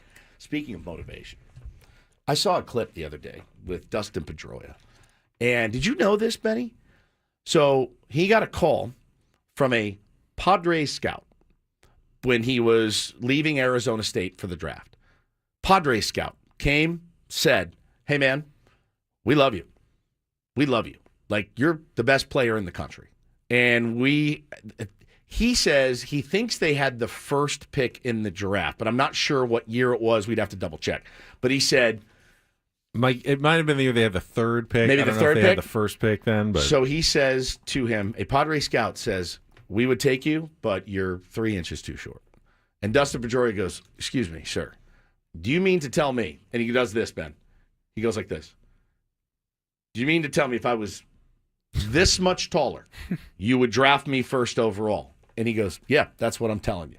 And Dustin Pedroia was like, okay. They did have the first pick. That was the year 2004. There you go. That they took Matt Bush with the first pick overall. God. And so one ahead of Justin Verlander. Yes. And where did Pedroia go? 65th to the Boston Red Sox in the end of the second round. 65th pick, supplemental to the Boston Red Sox. Crazy, right? And he goes, so you're telling me if I was this much taller, you would take me this much? And the guy goes, yeah. He goes, you'd call your boss and tell him we love him. He's the best player in the country. We're not drafting him because of this. And the scout said, yeah, that's absolutely right. And he goes, okay. And he kind of decided right then and there, I'm going to be better than everyone. I'm going to be better than every single one, and everyone that slept on me is going to rue the day. And they absolutely did. I mean, at 65, Ben, what a steal Dustin Pedroia was for the Boston Red Sox. But all of these athletes use things like that. Yes, Fernando Tatis probably saw he was 22nd and went, okay, really? Let's see what I can do when I'm healthy. I'm sure Manny Machado said, okay, Jackson Merrill's a better player than me. We'll see. I love it. I think every player needs it. They use it. And those are some of my favorite stories. It is funny. I mean, you think of Matt Bush, obviously, as being one of the worst draft mistakes the Padres have ever made, but it's crazy how many guys don't make it. I mean, number 5 pick overall, Mark Rogers. I've never heard of the Milwaukee Brewers. Who? Who else? Number 10 pick for the Texas Rangers, Thomas Diamond. Oh, I think I remember him. You remember him? Was he a pitcher? He was a right-handed pitcher. Very good. They had Diamond, Volquez, and Danks, I think, were the three. It was their DVD, they called it. And all these guys were supposed to be like the next Maddox and Smoltz and Glass. Do you remember Greg Golson, center fielder taken by the Philadelphia Phillies? I do not. One spot after Trevor Plouffe went to the Minnesota Twins. I do not remember that. Taylor Tankersley. I feel like he ended up in the Padres at some point. I think that was Dennis Marlins. Tankersley, Maybe wasn't it was Dennis Tankersley. Is Dennis, his brother? Hey, guys, we got Dennis Eckersley. No, we didn't. We got Dennis Tankersley. It's fantastic. Oh. Yeah, Edison Volquez was a Padre as well. Wow. Justin Orenduff to the L.A. Dodgers. Incredible. Yeah, you know. I love it. it. Don't go anywhere. I did not. I mean, I had no idea the Padres were in on Dustin Pedroia back then and could have had him. And imagine that franchise-altering draft pick. And Verlander, obviously, but Dustin Pedroia in a Padres uniform would have been pretty nasty. Should have been just a little bit taller. A little bit taller. A little bit taller. Could have gone number 1 overall. 3 inches. Instead, 65. Yeah. To the Boston Red Sox. Crazy. Height is not really a thing in baseball. It's That's not weird. But the guy said, I can justify it. I can justify not taking you because of your size. That's it. I mean, if it's basketball, yes. Okay. Hey, you'd be a top draft pick if you were 3 inches taller. I get it. In baseball, I don't know. But with the first pick, what did you draft? A 5'6" second baseman out of Arizona State? The guy's 5'6" or whatever. It's Dustin Pedroia. Dustin Pedroia. I know. It's crazy. All right, we've got 2 hours still to go. We'll come back, take on Woods in our 8 o'clock hour, and more Padres talk ahead on San Diego's #1 sports station, 97.3 The Fan.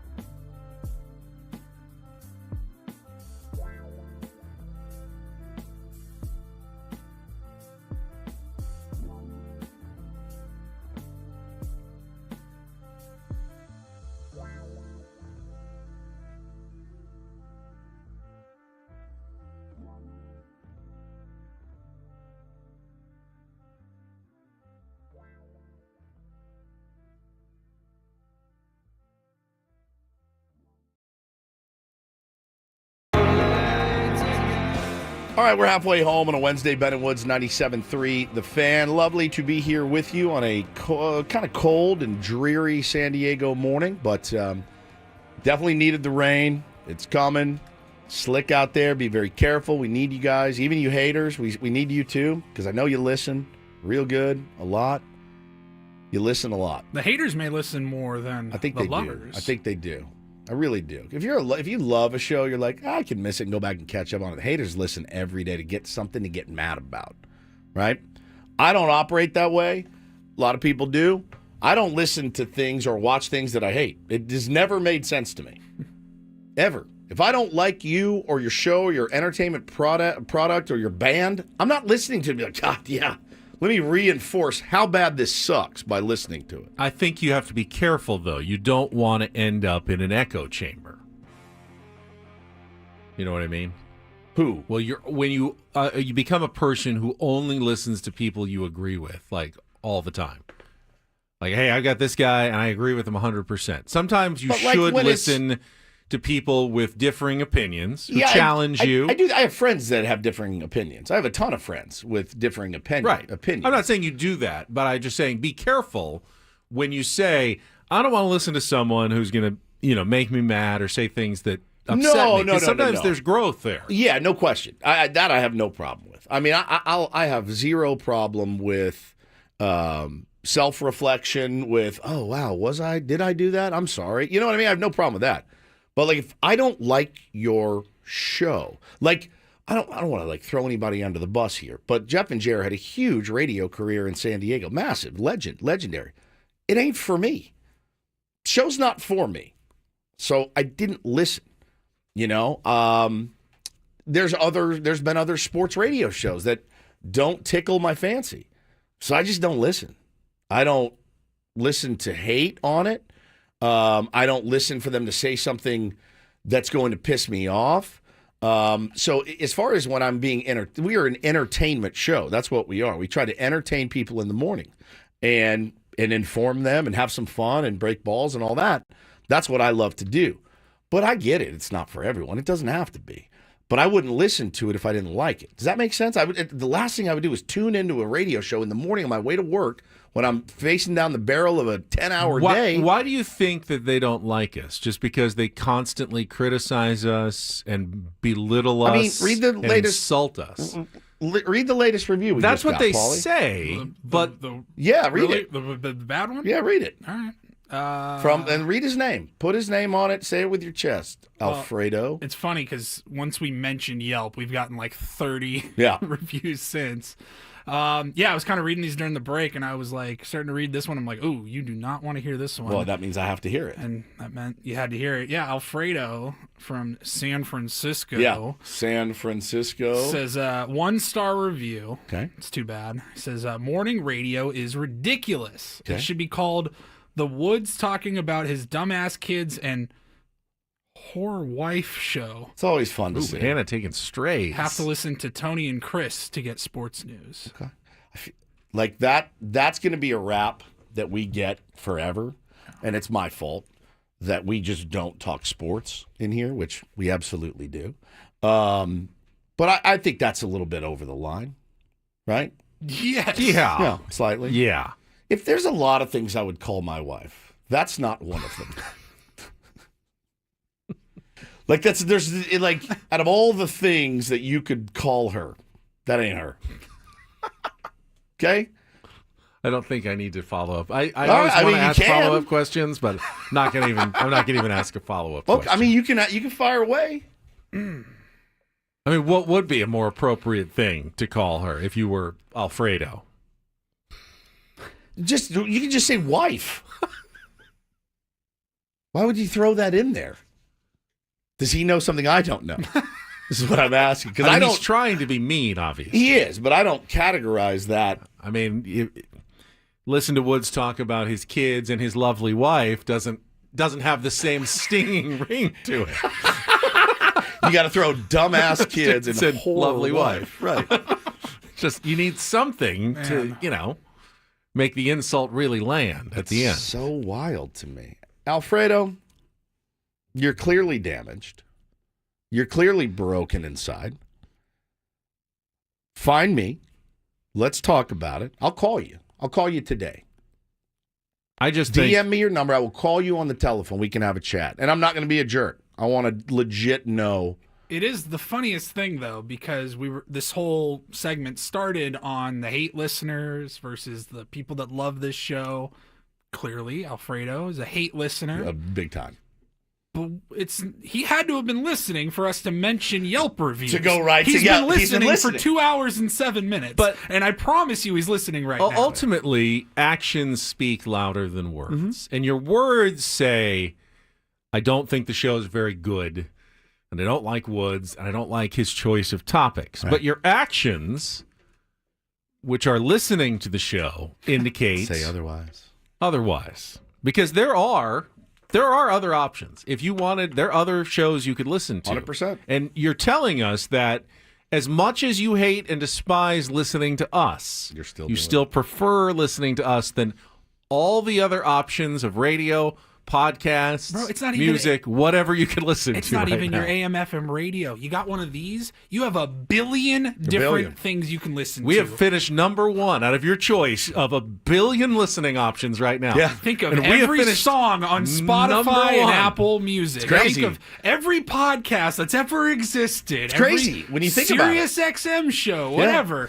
You can drive to work, watch YouTube videos of old Johnny Carson shows. You know what I mean? There's everything. My man chose us for 2 hours this morning. Well, listen, Alfredo, I too have been mad and broken in my life many times.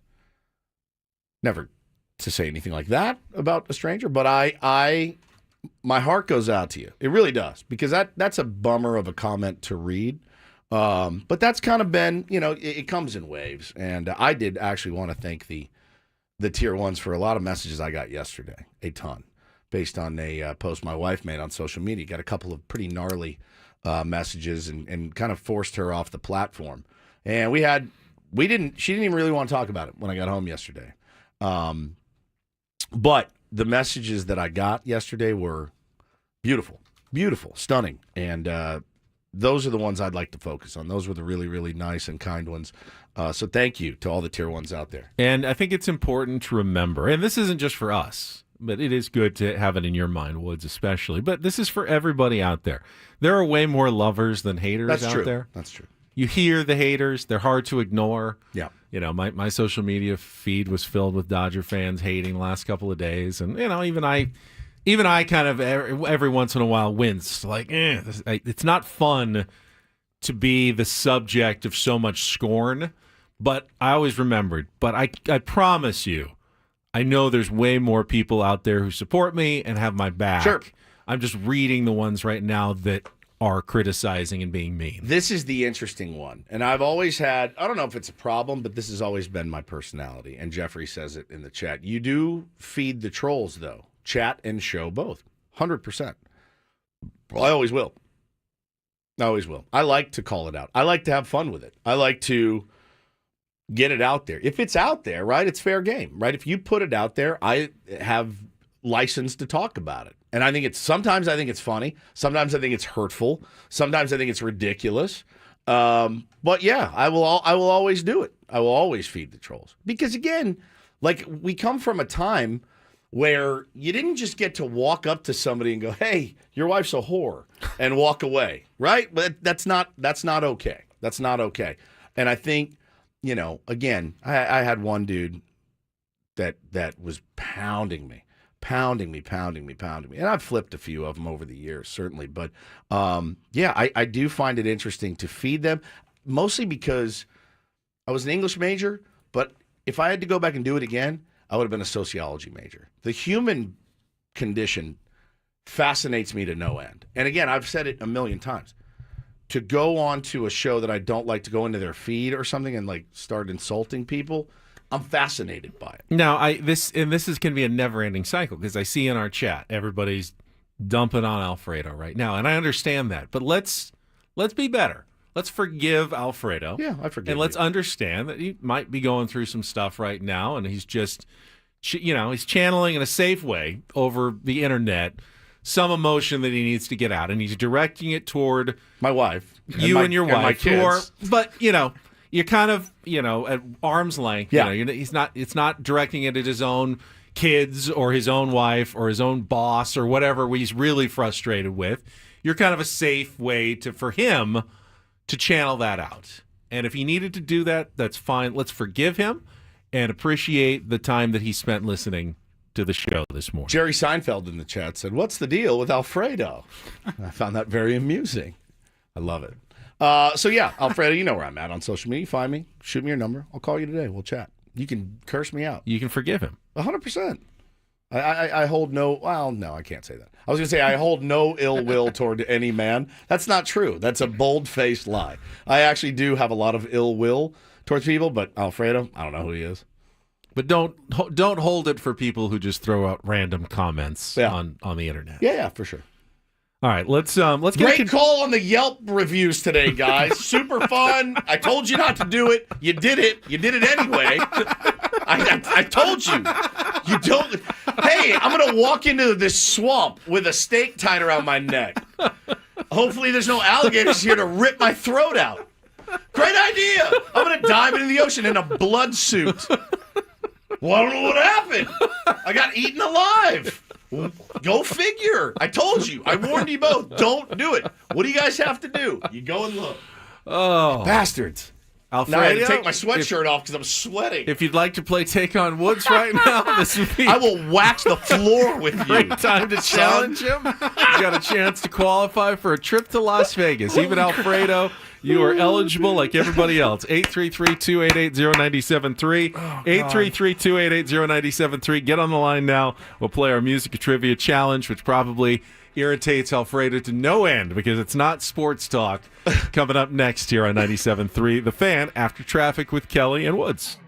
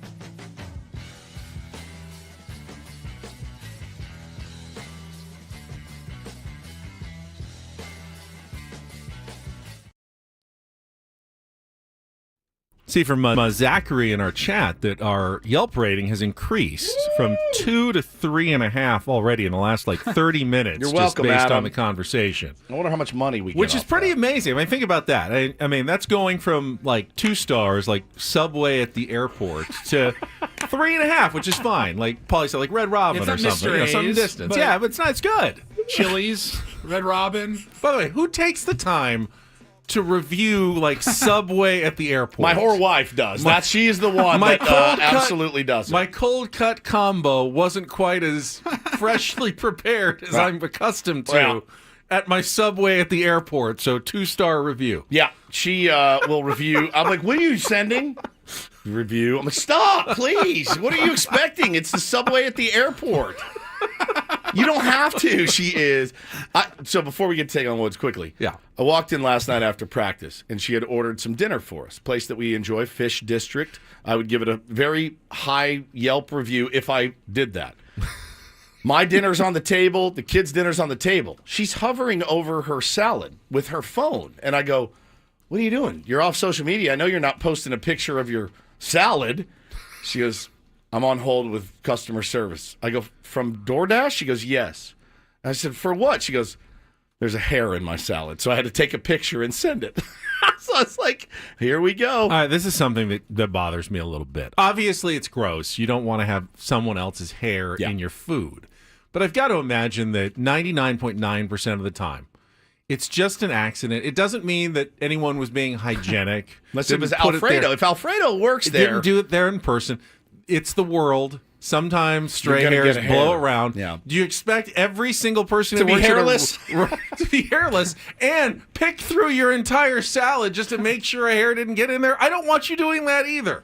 It's honestly, is this weird to say? It's going to happen every once in a while. Deal with it. If it was a blonde hair, I would be fine. If it was a dark black hair, I couldn't eat it. If it was like a long, stringy black hair, I'd be like, I don't know, it came from a witch. I can't do this. I'm married to a blonde. I'd be like, I'm probably okay with this. It's weird. And if it was short and curly, I would definitely pass. Really be definitely. All right. With that being said, let's get to a little take on Woods.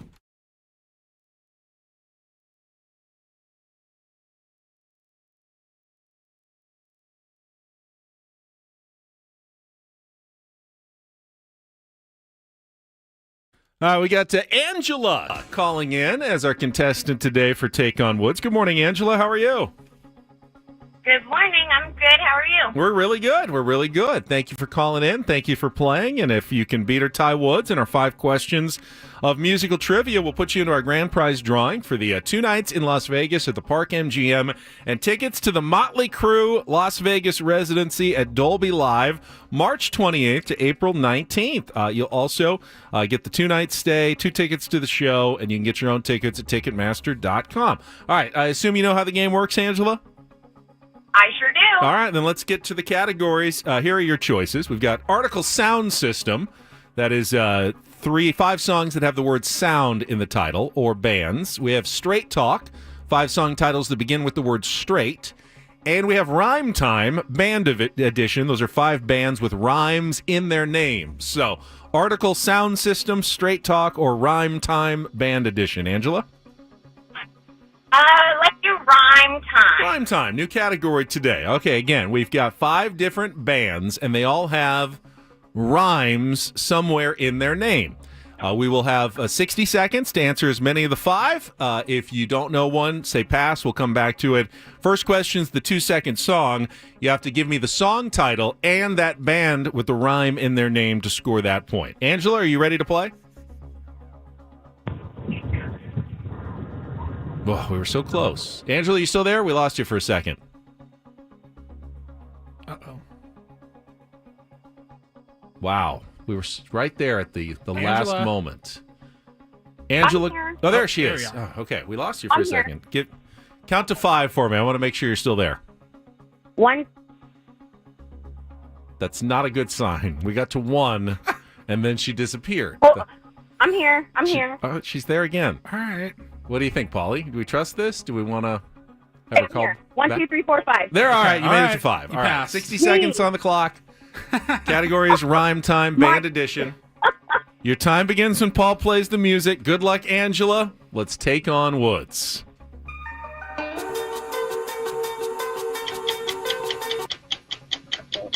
Tears for Fears. Everybody Wants to Rule the World. Correct. Danny Elfman formed which Southern California new wave band in 1979? Boingo Boingo. Correct. Whenever it comes on as bumper music, I'm not allowed to speak for the first 35 seconds of which band's hit Black Betty?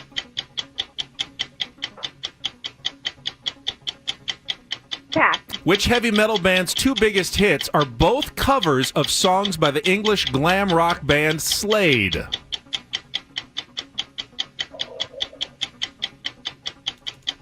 Quite right. Correct. Perfect Way is the biggest U.S. hit for which English band formed by Green Gartside in 1977? Pass. Whenever it comes on as bumper music, I'm not allowed to speak for the first 35 seconds of which band's hit Black Betty?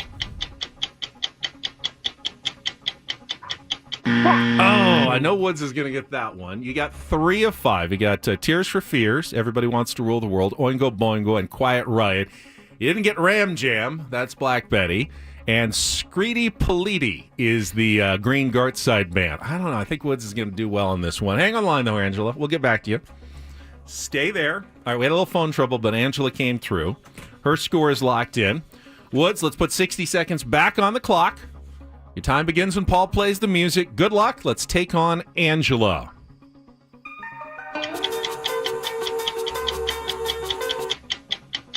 Tears for Fears, Everybody Wants to Rule the World. Correct. Danny Elfman formed which Southern California new wave band? Boingo Boingo. Correct. Whenever it comes on as bumper music, I'm not allowed to speak for the first 35 seconds of which band's hit Black Betty? Ram Jam. Correct. Which heavy metal band's two biggest hits are both covers of songs by the English glam rock band Slade? Quiet Riot. Correct. Perfect Way is the biggest U.S. hit for which English band formed by Green Gartside in 1977?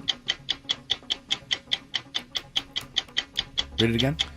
Perfect Way is the biggest U.S. hit for which English band formed by Green Gartside in 1977?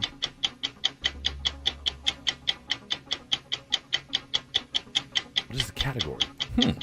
What is the category? World Party. No, because that doesn't rhyme. Rhyme time is the category. Tears for Fears, Oingo Boingo, Ram Jam, Quiet Riot, and Screedy Politi. Angela, sorry though, you still fell 4-3 to Woods. But thank you for playing. That's okay. All right. That's all right. Yeah, that's something else you wanted to say. You told Paulie. I actually did. Woods, I raised my children. We didn't have glitz and glam. And, you know, I was a single mom. I did the best that I could. And a couple months ago, both of my children made the decision to stop talking to my husband and I. Oof. And you never know anybody's life and what they experience. And this is the most devastating thing we've ever been through. Sure. So I don't give a damn what their life is like. You don't know what they live. And to all those people that gave your wife the hardest time, they can all go straight to you nowhere because they don't know what somebody's going through behind closed doors.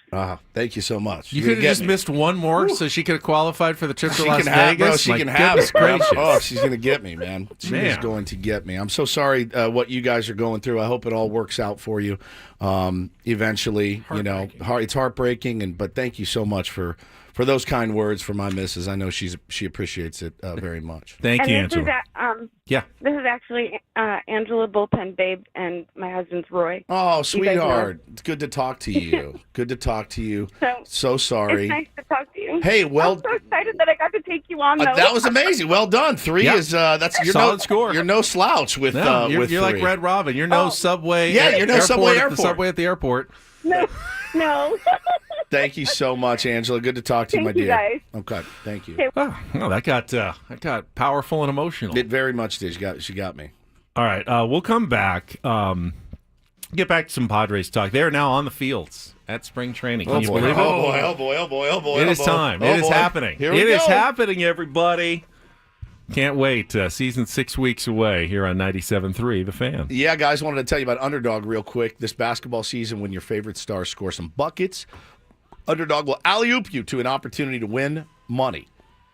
From just watching sports with Underdog, playing daily fantasy, choosing higher or lower. Underdog is one of the leading sports apps. You can play it now in your state. All you got to do, choose whether a player will go higher or lower with one of their stats. Points, assists, rebounds. You can do turnovers, things like that as well. They got all your favorite leagues, teams, and stars to choose from. You got golf going on. You got the NBA going on right now. You got college basketball going on. And, of course, right around the corner, my friends, you've got baseball. Baseball's going to be back. I may break the Underdog app during baseball season. I'm going to have so much fun with it. So you want to do it too? Download the Underdog app, sign in using the promo code WOODS, unlock a special offer of up to $1,000 in bonus cash when you make your first deposit. Join in on the fun when you sign up with the promo code WOODS. Claim your special offer today. Get up to $1,000 in bonus cash instantly upon your first deposit. You must be 18 plus. 19 plus in Alabama and Nebraska, 19 plus in Colorado for some games, 21 plus in Arizona and Massachusetts, present in the state where Underdog Fantasy operates. Terms do apply, void in Colorado. Concerned with your play, call 1-800-GAMBLER or visit ncpgambling.org. If you're in Arizona, call 1-800-NEXT-STEP or text NEXT STEP to 53342. If you're in New York, call the 24/7 Hope line at 1-8778-HOPE-NY or text HOPE-NY.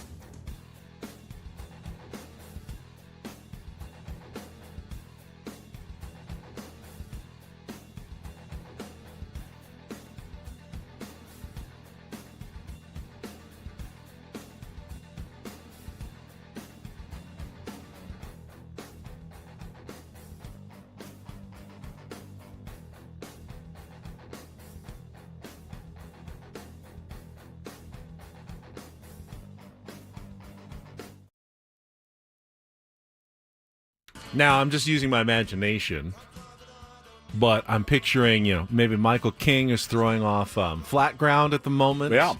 Yu Darvish might be on the mound in one of the bullpens. Got all the catchers in their gear, working with some of the bullpen guys at the moment.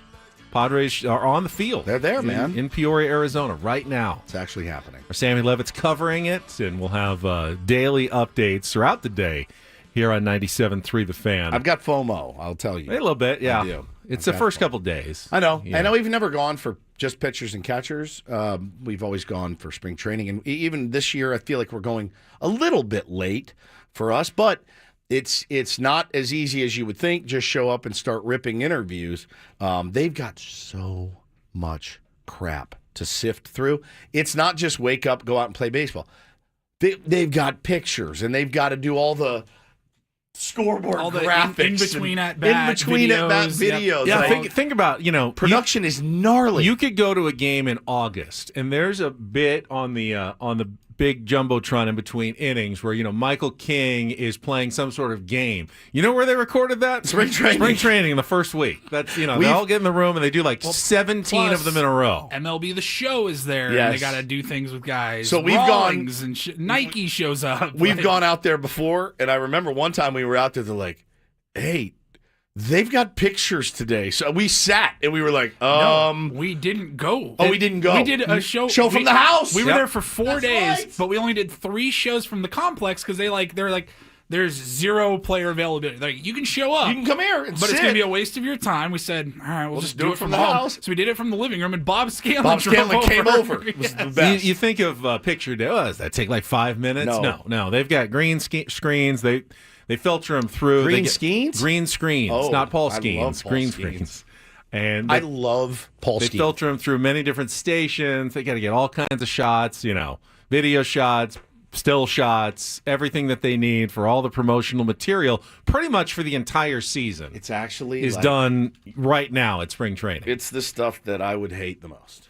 I would piss and moan about it every day. Think about being at a game. Like, they have those random B-roll shots of a guy looking up up. slowly. Where do they get that? All right, now turn from left to right. To the side? Yeah. Okay, now the other side? They got to do all of that. It would make me insane. I mean, it really would. I hate stuff like that. It would drive me crazy. It's like when, And I never look good in pictures anyway. So at a normal person's job, we have to do training modules. Yeah. This is their training modules that even baseball players have to do stuff like that. And it usually comes here in the first days of spring training. Yeah. So that's the deal. So I don't have too much FOMO today, but it is just great to have it back. And, you'll turn on ESPN or maybe MLB Network, and they'll be showing scenes from around the Cactus League and scenes from around, out in Florida. It's going to be, it's back. That makes me I happy. try not to get too worked up about, national takes, because national takes about your team always feel personal, a little thin. And they're never right. And you just don't know enough about our team. And I don't blame them. I mean, as knowledgeable as great hosts are, you can't know all 30 teams in and out. So anytime a national person says something, there are exceptions. Jeff Passan's going to get scoops that are relevant to Padres fans. But when you're opining about the Padres, do you really know the team as well as even an average fan in that town? I don't know. Well, all you have to do is listen to an ESPN Sunday night broadcast. And again, I have nothing against any of those guys personally. Ravage is good at his job. I love David Cohn. I adore him. And Eduardo Perez, I can go either way. But they start coming in town. They start spitting these narratives. You go, no. That's not close. No. That's not even near what's actually going on. And it does feel like sometimes they haven't done their homework on a Sunday night broadcast. But when it's MLB Network, Ben, it just feels a little different. And we've got some audio for you. Harold Reynolds, who seems to he's either misguided or is just, I don't know if it's ill-informed is the right word. Well, we're going to check traffic, and then when we come back, we're going to play the Harold Reynolds audio and video about the San Diego Padres and his take on what's going on right now. Next here on 97.3 The Fan. From the 855 Get Ross Traffic Center, protecting San Diego after accidents or injury, here's Kelly Danick. For the most part, folks are doing a pretty good job of navigating our wet roadways. That one spin out did clear up on the transition ramp northbound 5 to the East 8 connector. Stall vehicle on South 805 before the 8. That is now over to the right shoulder. Yes, please continue to take it extra carefully out there, guys, and have those headlights on so you're more visible to other drivers. And brace yourself. This afternoon's commute could be a real challenge. I'm Kelly Danek with Ben and Woods, San Diego's #1 sports station, 97.3 The Fan. They're not close to being the team they were the last 3 years. Those subtractions are significant, and one that probably doesn't get talked about, Kyle Higashioka. Yeah. I thought he found the power stroke last year. He got consistent opportunities behind the plate and getting consistent ABs. So I just hope that the Padres can keep the momentum going. I hope that they can find a way to hang with the Dodgers a little bit, to push them. But that's a tough division, and it's a tall order. I think we'll see Cease and King traded in the spring. What? I just think they're on a different teardown. And it's sad to see because they were really right there knocking on the door with the Dodgers. They had that amazing run. You think about the Bryce Harper home run. They were that close to going to a World Series. To see where they're headed now, it's disheartening. Yeah, it's a great park. I love the energy at those home games in Petco. It comes through the TV when you're watching. So I always root for the Padres because I think it's a great atmosphere and a great ballpark. Well, to your point, H, that whole rotation, all 5 guys were acquired via trade. So obviously head on a swivel with A.J. Preller out there. Any of them could be out the door. We know how they've operated over the years. They got to replenish the minor league system, right? So they'll take those 2 guys. Think about the trades they made in the last couple of years. Yeah. And all the minor leaguers have gone out the door. All we got to do is look at the Nationals, and those are the Padres players. But they're going to replenish it, I think, with those guys, and they'll continue to keep this thing going, but they're going to be rebuilding this year, I think. Wow. I mean, we're pitchers and catchers reporting today, not saying that Dylan Cease and Michael King can't still be traded, obviously. I think there's a handful of guys in Major League Baseball that can't be traded right now, but those 2 names that he mentioned, and then, Ben, you have to throw in Tatis that he mentioned last week that we should trade, get rid of now, which is absurd. Teardown is an interesting word. Yeah, and look, Curtis just says, everyone thought the Brewers were going to be mediocre going into last year. They had a great year. Why not us? Well, they play in the Central, so that's always a positive. But number 2, everybody thought the Padres were going to be mediocre last year, including myself. Right? It's okay to have the take that you don't believe in the Padres or you don't think they're going to be that good. Sure. What bothers me about what Harold Reynolds had to say is it's fueling what is a narrative that really isn't supported by any facts. Correct. Yes, the Padres did not add to their payroll significantly this offseason by keeping a couple of their players like Jurickson Profar and Kyle Higashioka and Ha-Seong Kim. Do you have the list of the other 20 teams, 25 teams in baseball that also did not add significantly? But they have not actively subtracted a single player from their roster this offseason. They have not traded. They have not traded anybody away at all. Not even one. I'm actually kind of surprised that they haven't made a single move. But their actions are not the actions of a team that is trying to rebuild. Correct. The other problem with that is, and Harold should know this, is the Padres are in no position to start a rebuild right now. None. They have whatsoever. Manny Machado, Xander Bogaerts, Fernando Tatis Jr., Jake Cronenworth, all locked up to massive deals, and they're not likely going anywhere. We have 5 years of control of Jackson Merrill. Right. Yeah, right. Jackson Merrill is just starting what should be an incredible career. You have this great nucleus still. It may be difficult to, fill in around the edges at the moment for the team, but to me that's just temporary until you can. Until A.J. Preller can figure out a way. But his goal is going to continue to be put the best stuff you can around your nucleus. And yes, this year it's been much tougher than in some other years because he hasn't had a blank checkbook to go out and spend on those guys. But it hasn't changed the fundamental nature of what the Padres are, and that is a team that is absolutely trying to win the best way that they can at the moment. I do watch a fair amount of MLB Network, and I don't hear this about certain other teams, and I was thinking about it, Ben. Is there another team remotely like the San Diego Padres right now that you can think of off the top of your head? In what way? Well, okay, so built the way that the Padres are built. I don't think we're one of I don't think we're one of one in Major League Baseball with some of the contracts we've committed to, with some of the guys that are on expiring deals. It's fairly standard in a lot of organizations. That being said, last year in July, when they were around 500, you had the same network and most of the same suspects saying, tear it down. Brian Kenny was all in favor of a teardown last July. I don't think it's a conspiracy. All right, I've got a team for you that I think is the most Padres-like, and you'll probably push back. I think the Texas Rangers are the most Padres-like team. They have some big money stars. Marcus Semien.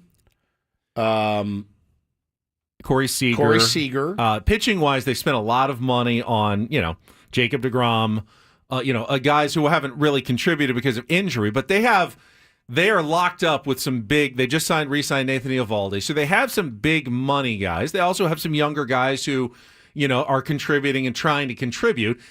Now last season they had their bad season. What about the Phillies? But 2 years ago they had a really good season. They actually won the World Series with their good season. Yeah, that's true. And so they've got a World Series, so they've got a little bit of leeway in their eyes. But in terms of the roster construction, I would say the Rangers to me are kind of the most Padre-like team out there right now. I think, as Roberto points out in the chat, I think the Phillies is a good one as well. They're committed long term to guys like Bryce Harper, and he's a great player, certainly.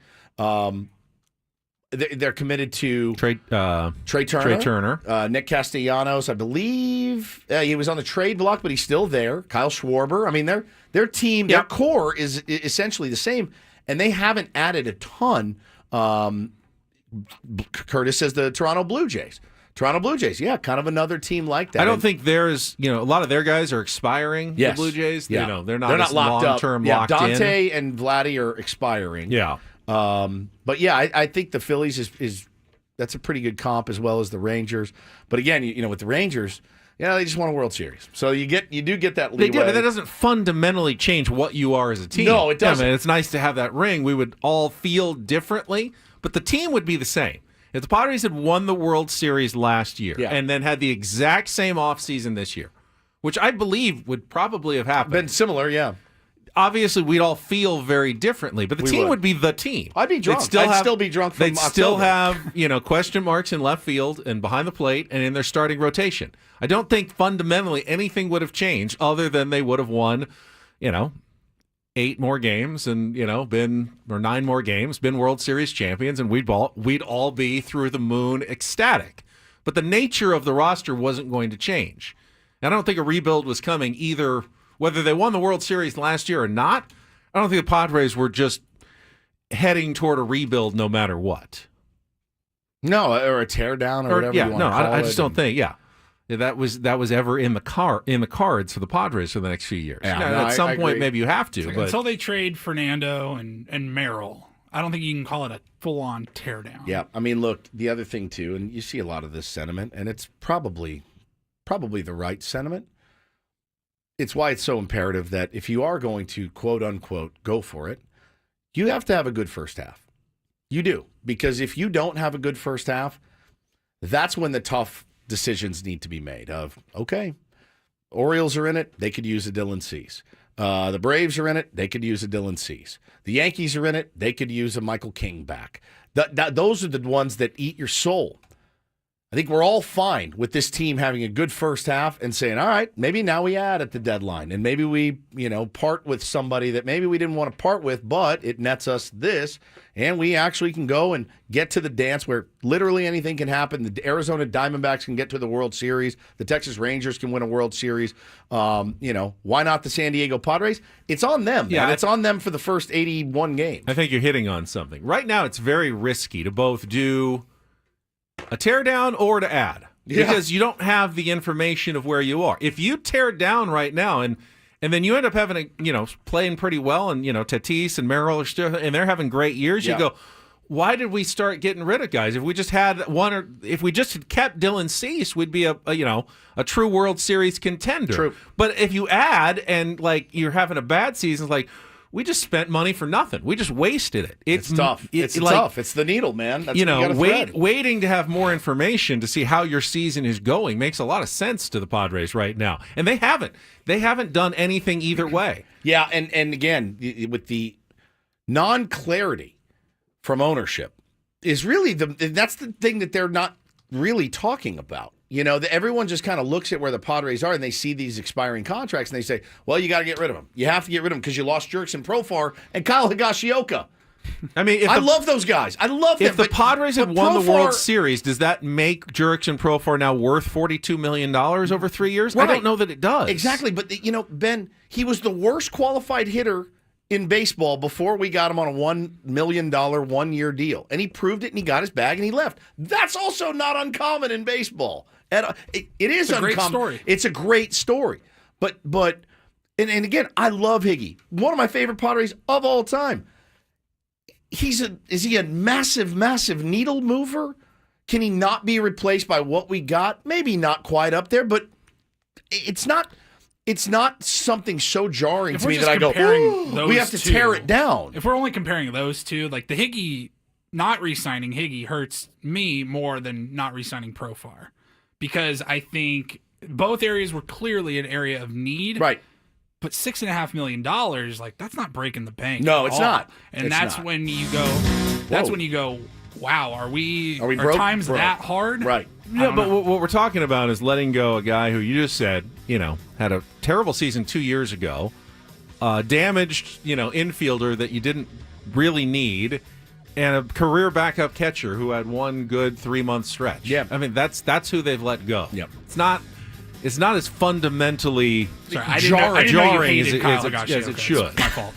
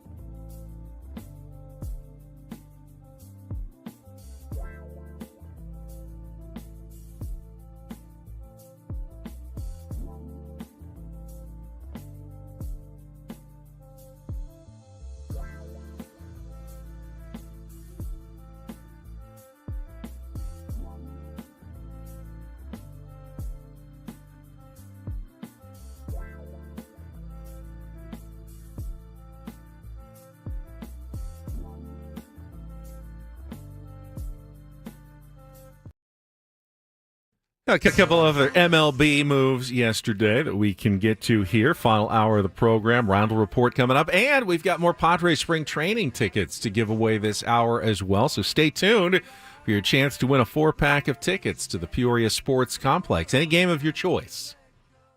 -1. But that's okay. Most games are available for you at the Padres Cactus League schedule. We'll get to all of that coming up. First, though, at 9 o'clock. That means it is time for us to announce today's biggest fan, at least our biggest fan in the mornings. If you hear your name called, you'll have 10 minutes to call us back at 833-288-0973 and qualify for our grand prize, the 20 tickets and night in the Odyssey Suite at a Padres game later this season. Today's biggest fan on Ben and Woods is Sean Davis from Fallbrook. Sean Davis, you are on the clock. You've got 10 minutes to call us back at 833-288-0973. There he is. If you want to hear your name called, make sure you register at 973thefan.sd.com/biggest-fan. All right. Ty France is back in the big league, signed with the Minnesota Twins yesterday, former Padre, San Diego State infielder, gets a small deal with the Minnesota Twins. And no surprise here, but Clayton Kershaw will be returning to the L.A. Dodgers for his 18th season. Wow. They opened camp already. They had their first workout yesterday with lots of media there. I mean, all kinds of cameras on Shohei Ohtani and Roki Sasaki as pitchers and catchers reported there to Glendale, Arizona. And I will say, because I want to follow up, and I told you how mad I was going to be when Clayton Kershaw signed for less money than his option. Now, it hasn't been officially reported. They said his deal is between $5 and $10 million. However, I read somewhere that his $10 million deal that he could have opted into for this year, he actually got $5 million for opting out last year, which I didn't realize, which makes more sense. So now if he gets anything more than $5 million, he actually comes out ahead financially. So he's not really giving the Dodgers a deal to return. Oh, now, you were so mad. I was ready to be so mad, but I don't think I can really get worked up about that. And Dodgers fans hate me enough already. That's true. It's funny. I get called a Dodger lover by some Padres fans, and I get hate by Dodgers fans on the other side. Really, I'm in a no-win situation here. Welcome to the revolution. The real Dodger lover out there, obviously the LA media. Go Dave Roberts. Dylan Hernandez of the LA Times wrote a column saying the Dodgers absolutely can become the first 120-win team in history. And he talked to Miguel Rojas, who kind of agreed, said, yeah, we can. That's definitely something that we think we can do. 116 is the record. What's that, 4 more to get to 120? We think that we've got maybe the best roster ever put together. 120 is not out of the question. So think about that. Over a 162-game season, you can only lose 42 of those games. That's insane. So you got to win 3 out of every 4 games all season long. That is insane. Which is a winning clip that we've never seen in the sport of baseball. It's possible, like in football, over a short season, teams win 3 out of 4 all the time. What's that? 13-4 is essentially, that's the same winning percentage. In football, you see at least 1 or 2 teams get there every year. But in baseball, no one can ever sustain it over 162. All it takes is 1 month where you go 15-15, and you've pretty much eliminated the possibility for a season like 120 wins. If anything, I mean, have none of us learned anything? And by us, I mean fans, media, whatever. I'm not saying that they're set up for failure, but when their players and their manager and everybody else is coming out saying, yeah, 120 wins, I mean, it's such a, like we know baseball well enough, and we've seen it right here in our own backyard. You cannot predict this game. You just can't. Now, I have some easy predictions, like they'll be in the playoffs. They'll win the West. But Ben, like to shoot for meaningless records of 100, No, they're not all doing that. I heard other guys talking. Like Max Muncy said yesterday, I have no interest in winning 120, 110. All I want to do is get in the playoffs. That's it. He says that's the only thing that matters. And then play well. Be in the position to play well once we get there. If that means winning 90 games, I'm fine with that. Just want to get to the postseason. So that's That's a completely different attitude. And I don't know which one's right. I mean, I think if the Dodgers won only 90 games, that would be a massive disappointment. I think it would be embarrassing to win 90 games with an 8-man rotation, that's of all-stars and Cy Youngs and potential Cy Youngs. I mean, if they do you want to hear Max Muncy at the end of the year going, mission accomplished? We won 90 games. We snuck into the playoffs. That's all we were trying to do whatever this year. Whatever you got to tell yourself. I don't know. I can't see that as being reasonable either, but chasing 120 for no reason at all, just to say we think we can do it, is also probably a fool's errand. Yeah, it doesn't make a lot of sense to me to chase things like that. But yeah, I mean they're going to have a good team. They're going to have a deep team. But again, Evan Phillips isn't going to be ready. He is hurt. He's not going to be there for the beginning of the year. You're already starting to see, guys from last year like, I'm a little stiff. We're not sure when Shohei's going to be back. I mean, look, you still got to play the 162. The thing about the Dodgers, and I said it last year, the thing that scared me the most about them, Ben, is it was the first time they didn't have that division locked up on August 1st, right? And they actually had to fight a little bit. They actually had to claw a little bit at the end of the year. That is a team traditionally the last few years that August comes around, they're like, I'm going to get my work in, probably going to win this ball game anyway, and we'll ratchet it up in the playoffs. And they didn't. They didn't the last few seasons before last year, right? This is probably going to be one of those years. So they're going to have to figure out, coming off a World Series win, how they're going to stay motivated through August and September to then rev it up in October again. That's what gives every team a good shot. It's funny because through 3 games of the playoffs, you also thought it was the same old story for the Dodgers. Correct. Win the division, you're going to get eliminated early. I mean, they got absolutely bodied in Game 2 at Dodger Stadium. Yep. Remember that? The Tatis 2 home run game. People were streaming for the exits early. I was there. In Game 1, Padres had the early lead. They let that one get away. And then, they came out and hit early in Game 3 and closed that one out as well. And it looked like the same old story for the Dodgers. It really did.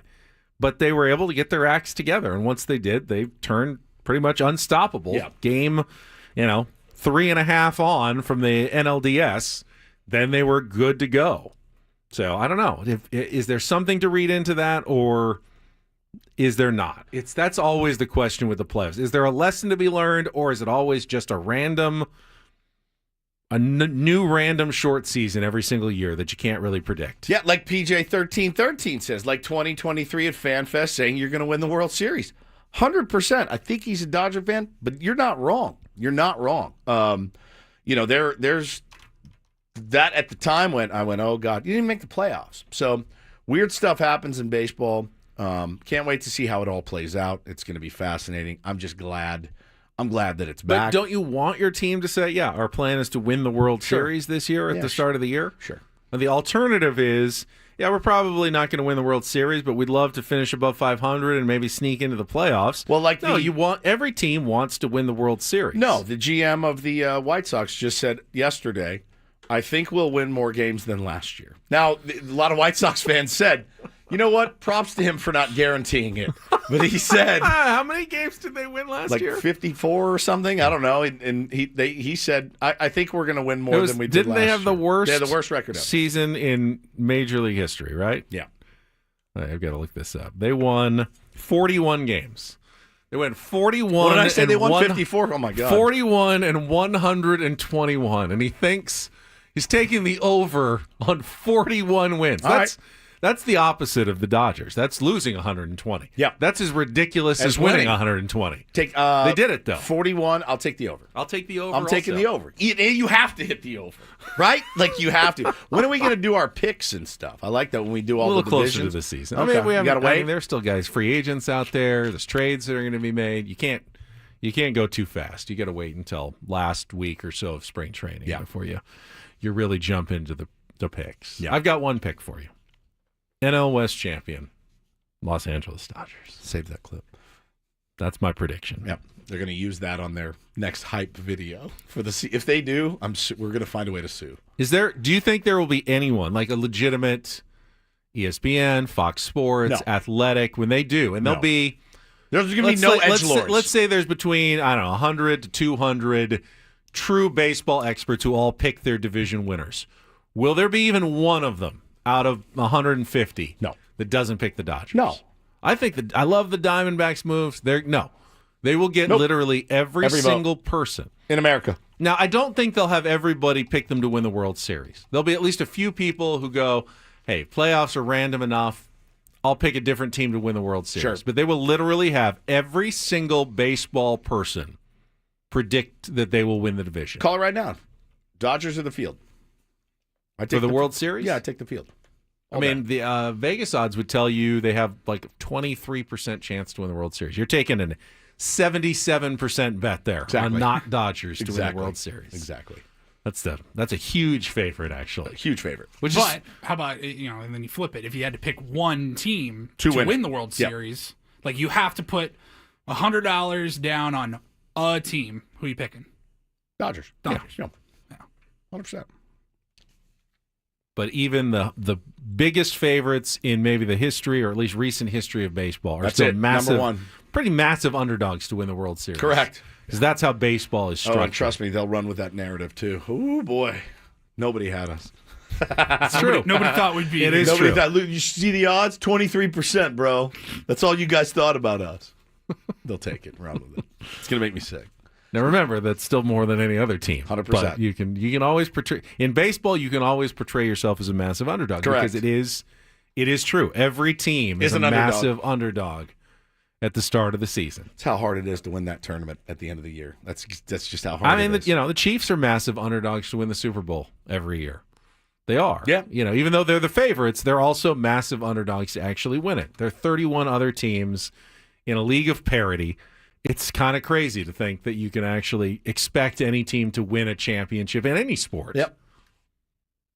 Yeah, that's why it's always foolish to call it 7 months early. Yeah. Which is why I try to stick to the daily predictions with Prize Picks. It's daily fantasy where you're setting lineups on an instant basis between 2 and 6 players, and all you have to do is put them together in lineups by picking more or less on stat projections, and you can win up to 1,000 times your cash with Prize Picks. Play the way you want. You can do a flex pick where, let's say, you have a 4-player lineup, but only 3 have to win for you to actually win real money. Or you can go with a power play, go for a big one, go a 6-player lineup, you win them all, you can win huge money with Prize Picks that way. It's running your own game all season long, and right now with basketball season in full swing, they've got some amazing options this week. Got the All-Star game this weekend.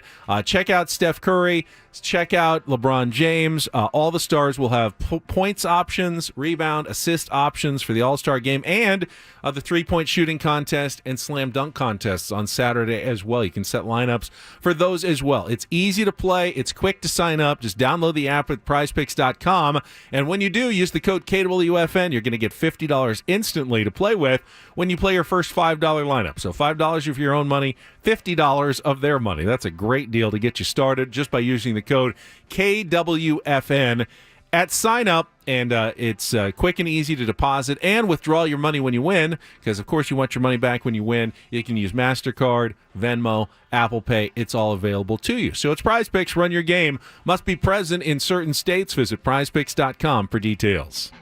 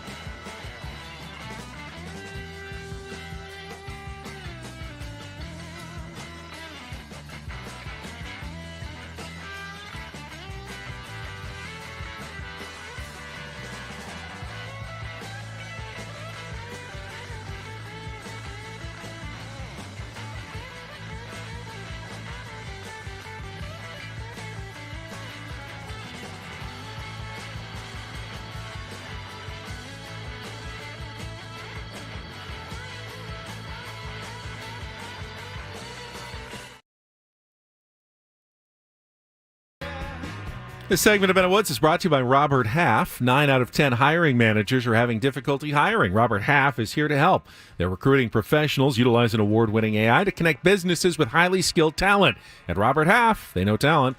Visit roberthalf.com/talent today. We are officially back in baseball season, and because our chat is just exploding with doom, with positivity, with we'll wait and see, all the things that you love to see when a baseball season gets underway. There's not even been one pitch thrown yet. And it's either over or let everybody keep doubting us. I'm excited. It's always fun to go out to spring training and get to sit down with the guys. And I think it's, I'll tell a lot of them, there's a lot of uncertainty about what you guys have this year. How do you guys feel? And you know what they're going to say. It'll be mostly canned answers, but every now and then you'll get a gem. And you do wonder, if they hear those things from Harold Reynolds and go, what are you talking about, dude? Because for as much as we don't know, and, you can go back to Manny's comments at FanFest when Manny spoke really candidly and said, yeah, I'm disappointed. We won 93 games last year. I'm disappointed we haven't made any huge additions. And most importantly, I'm disappointed that we let, a guy like Pro go.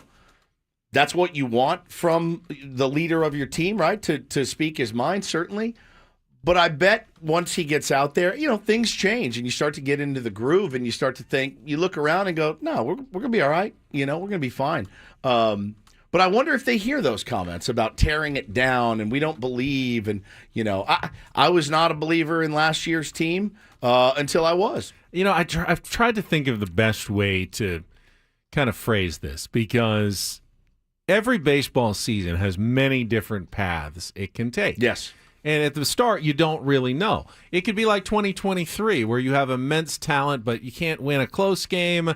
You can't go on a winning streak. Something happens. It can be like last year, where, Jackson Merrill hits a bunch of home runs in the 8th inning and ties games, and you win, and you build all this momentum. And at the start of every year, there are both good paths and bad paths for every team. There's injury-riddled seasons. There's seasons where you stay remarkably healthy. There's seasons where you have young guys break out unexpectedly. There's seasons where your superstars just have, off years and don't produce. Sure. So there's lots of different paths for every team every season. And when we decide whether we're going to be optimistic or dooming at the start of the year, let's just say there's 100 paths a season can take. There's probably an infinite number of paths, but let's say there's 100. 60 of them are potentially really good paths. 40 of them are kind of bad paths. What do you decide? Do you think, basically you're in the offseason, you're just trying to create more good paths than bad paths. Right. Just because you have more good paths, though, 40% things happen all the time. It and you happened can to have us. a bad season. And just because you have more bad paths doesn't mean, let's say you have 70 bad paths, but there's still 30 good paths out there where a team that didn't spend a lot, didn't do much in the offseason, ends up having a really good year because there are good paths and bad paths for every team over the course of the season. One thing I think we're going to be asking of Mike Schilt, and I talked about it earlier in the program, Benny, one thing we're going to be asking of Mike Schilt, and there's enough of a track record with Mike Schilt to know what his teams do and what they are. I do realize every team is different. I do realize personnel changes. I do realize injuries pop up. That being said, Mike Schilt's teams traditionally start a little slower and they finish a little better, which is kind of what you want. This year is a little different. You start super slow and you start really poorly, you could be, 2/5 of your rotation could be traded by August 1st. So I think, that's something to look out for this year. I wonder if that's in the back of his mind. And, no manager goes out there saying, I can't wait to start the season slow. This is going to be great, and then we'll peak at the right time. It's not a risk you can take, nor is it anything a manager can actually control. I mean, you hear that from take a lot. A little off here. You hear that from a lot of coaches. Brian Dutcher always says, hey, Yes. Aztec teams, our signatures, we play better as the season goes on. Well, you're not doing that this year. Yeah. You're actually playing way worse as the season goes on. Well, listen, the signature changes, right? Brian Dutcher's signatures change. We get down early, we fight our asses back, and we win these close ball games. They're now grit squad team. They're a grit squad team. But yeah, again, if any manager could sit in an office before the season and draw up how he wants his season to go, it would be a gradual climb to the end. Nobody would say, I want to look at the Phillies. We crowned the Phillies last July. Crowned them. Oh, God, who's beating this team? Everybody. Everybody's beating the Phillies, right? We crowned these guys too early. Yet 2 years ago, I just mentioned the Rangers. They were one of the best teams for the first 4 months of the season. Went on a giant nosedive before the playoffs. Almost missed the postseason. And then won the World Series. So I think every single manager, again, given the opportunity of how he would want to draw it up for his team, would say, we will gradually climb, and at the end we'll be holding the trophy. That's it. That's how you do it. You can't play 162 games at a frenetic pace. You just can't. It's not going to happen. It's not the NFL. You can't leave it all out there on the field for 162. You will have nothing left in the tank. But like in 2023, you can't also go, hey, let's just keep It'll click. Just wait. Just be patient. Let's not panic. Just haven't played our best baseball yet. Here it comes any second now. By the way, I never disagreed with Bob Melvin when he said it. I know. I sat there, and I don't think I'm some dumb rube. Right? I don't think I'm some dumb rube for believing Bob Melvin that team would eventually find it. I don't think. Now, if it's Derek Shelton and the Pirates are 40 games out of first place and he's telling me, we haven't played our best baseball game, I don't believe you. I'm sorry. But when I'm looking at what that team had then and when I'm looking at what this team has now, we don't know what the story's going to be. The Pirates, they have some paths to success. Now, the White Sox, they may only have one or two paths to success. The Dodgers may only have one or two paths to failure. So you do know with certain confidence. But most teams, like the Padres, like the Diamondbacks and the Giants, they have around 50 paths to success and 50 paths to failure at the end of the year. Yeah. It's right down the middle when you start in spring training. This is a very fair fan perspective here from Mountain. In the chat said, I think we captured a lot of magic last season. It's hard to believe we might have that again, especially being an SD fan, but hey, that's baseball. That's really it, man. We captured a lot of magic in 2022 as well. We captured absolutely zero magic in 2023. Not one bit of magic happened in 2023. It was horrific.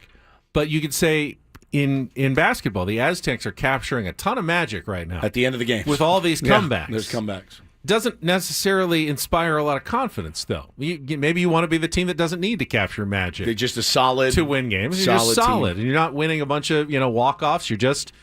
You're winning 5-3, and it's fine. And it's just, you just win the game. There's different paths. And you're not going to be able to convince me otherwise, no matter who. You can call me every name in the book. You can call me a bought-off, paid-off corporate shill, whatever you want to call me.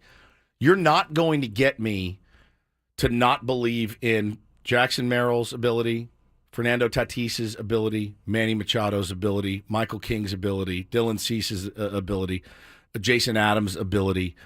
You're not going to get me. I'm not changing my opinion on that. I'm not going to. I refuse. I know what a good baseball player looks like. I'm not going to, so quit asking. I know what a good baseball player looks like. We've got a bunch of them. So I'm going to let the chips fall where they may, and I'm going to be – my hair's going to be on fire. It already is. Even the ones with flaws, like Jake Cronenworth, are fundamentally – they 100%. got good baseball players, yep. Who know how to win, savvy. I mean, they've got a team of savvy players. I'm interested to see if Schilt – if he focuses on different things, and I want to ask him about that. The base running at the beginning of the year last year was horrendous. And I know that's anti everything he believes in. Is that going to be a point of emphasis? Winning inches in baseball is literally everything. It's everything. And if you can win more inches than the next guy, whether it's a ball outside, whether it's an extra bag, whatever it is, that's the way that team needs to play. I'm excited to see what he's got cooking. 2 weeks from today, we will be broadcasting live from the patio at the Peoria Sports Complex, and you can join us out at spring training by winning a 4-pack of tickets to a Padres spring training game at the Peoria Sports Complex. You can also qualify for our grand prize, which is 4 more tickets to a Padres Guardians game at Petco Park on April the 2nd in the opening homestand.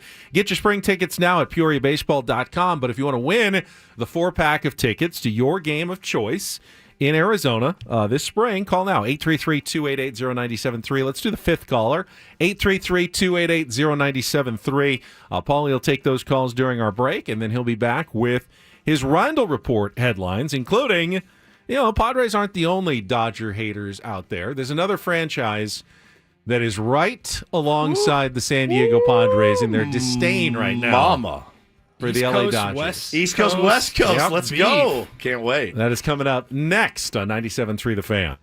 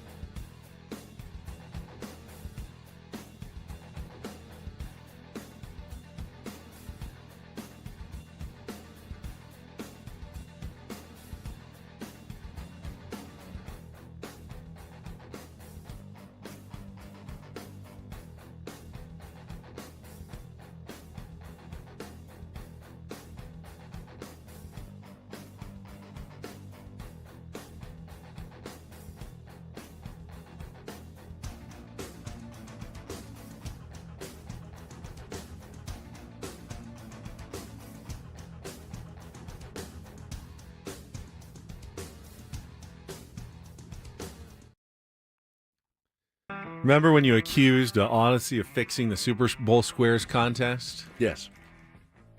Did they? Did No. you get to the bottom of it? Oh. They didn't. Just like we didn't fix the Padres ticket giveaway. It actually was our good friend, the Guzinator. Yes. Who won. He was the fifth caller. I looked at it. He was the 1, 2, 3, 4, fifth caller. Paulie did it by the book. I mean, look, have I ever seen somebody that we know and maybe they're caller number 2, but we said caller number 5? No, you have not done that. Never. Ever. Not That would be once. illegal. I would never do Ever. that. But this was absolutely a totally legitimate win for the Goose. So congratulations. We will have more tickets to give away tomorrow, not only to Padres spring training, but we will also have Aztecs basketball tickets for Saturday's game against Boise State at Viejas Arena. Yeah, if you like heart attacks, that's the place to be on Saturday. If you want your blood pressure to spike and to pucker the entire game, then enjoy yourself. First, go to trustandwill.com. Go to the Aztecs game because you may not make it home. It is a stressful viewing experience, to be sure. Yeah. But they do end up, winning in the end. Yeah. Which is very exciting. But, it's hard to argue with Dutch when he goes, that was a great win. I mean, that was a great win. No question. And if you keep doing that, I know fans will go, you keep doing that, you're going to burn out. It's going to fall apart. But Dutch would counter, but if we do it every game, we're going to win the national championship.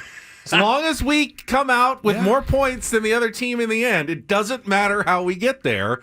We will win the national championship if we win every game. It doesn't matter how ugly or pretty it is. Exactly all they have right. to do is win every game. Win every game just like that.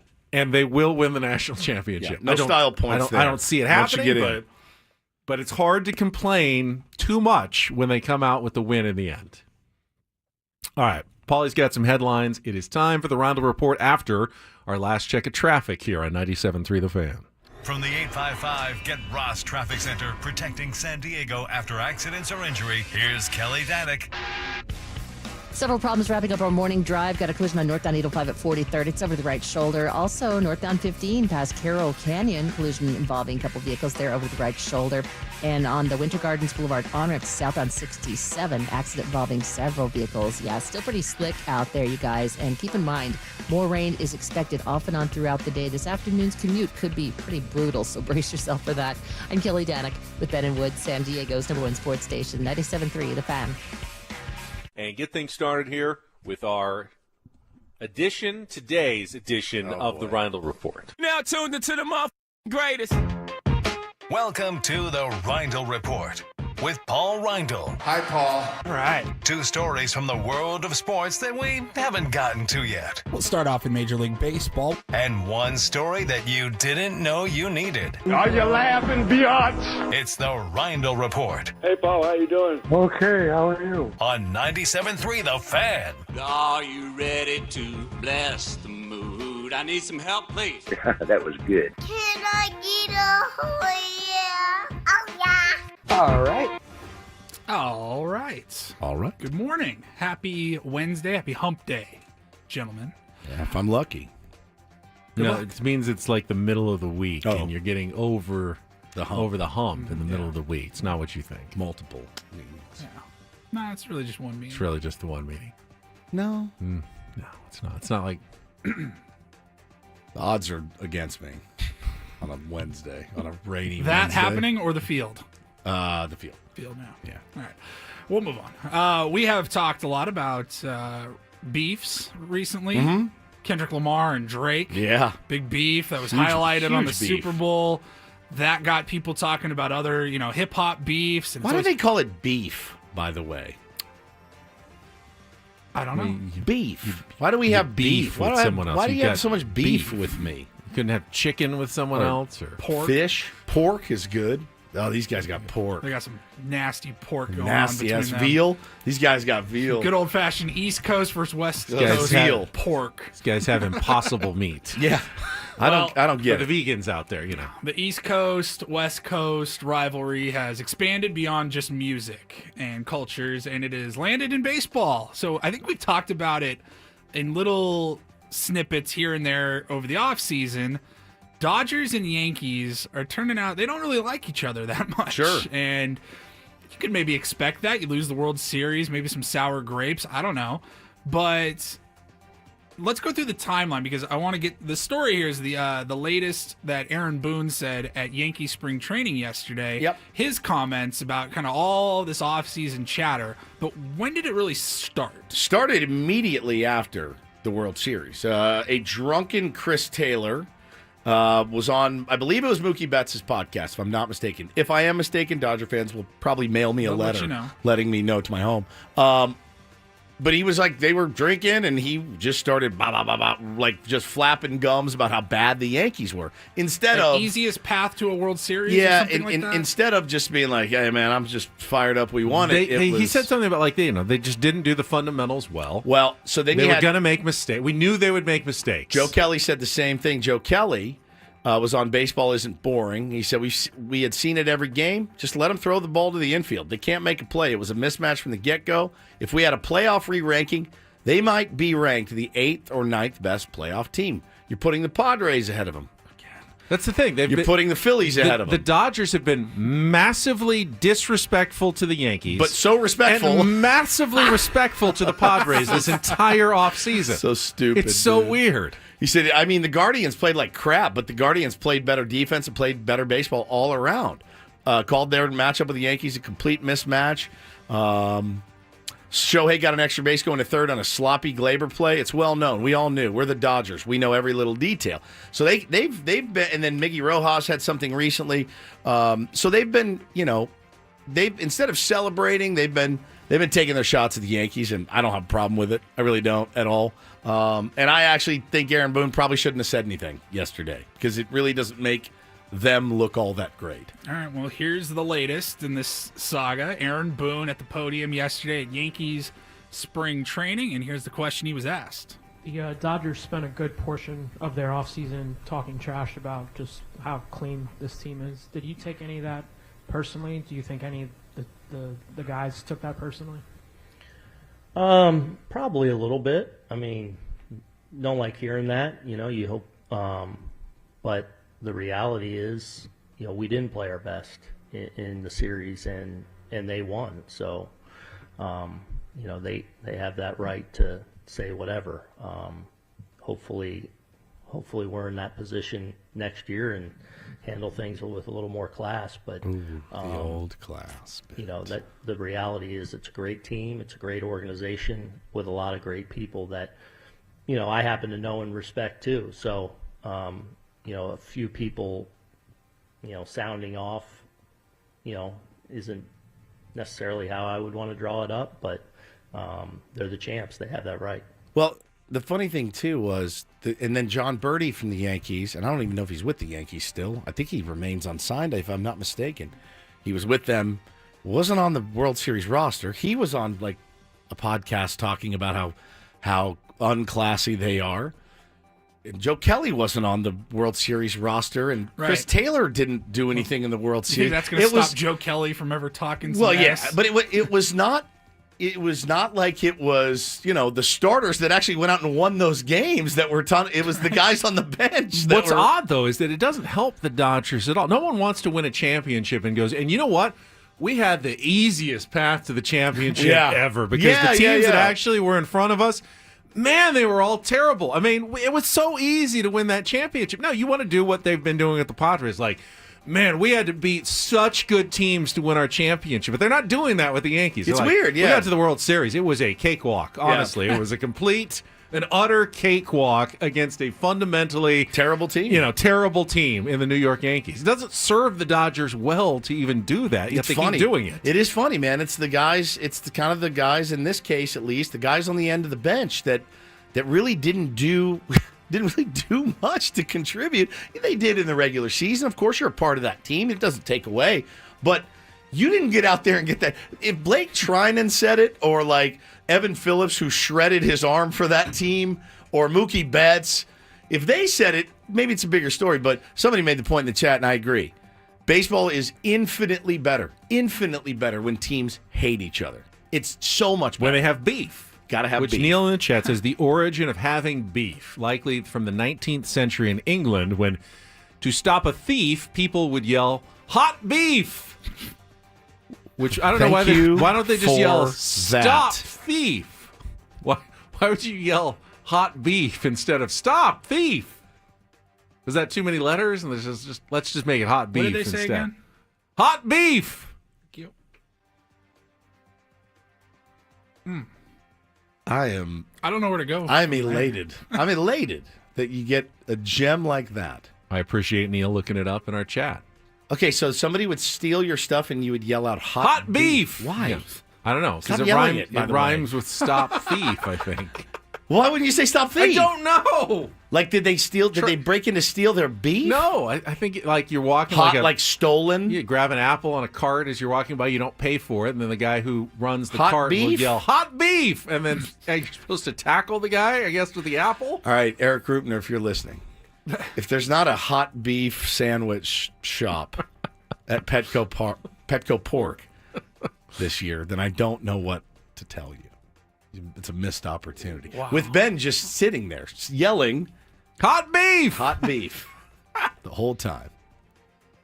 No one would know what would happen. Like you're at the Apple store, they have security there. If you yell out someone's hot yelling beef, out, "Hot beef!" Someone's got an iPhone. They're running out the door with it. Hot beef! This is my favorite. I am so happy. That's a 3 seed. We're getting close. We are. That is a 3. Maybe I know we're getting close and we need to fill out the field. They do have Gaglione Brothers in there. If Gaglione Brothers is listening and you want hot beef, a new hot beef, a new catchphrase, a new endorser, hot beef, hot beef. That's fantastic. Thank you, Ben. You're the best.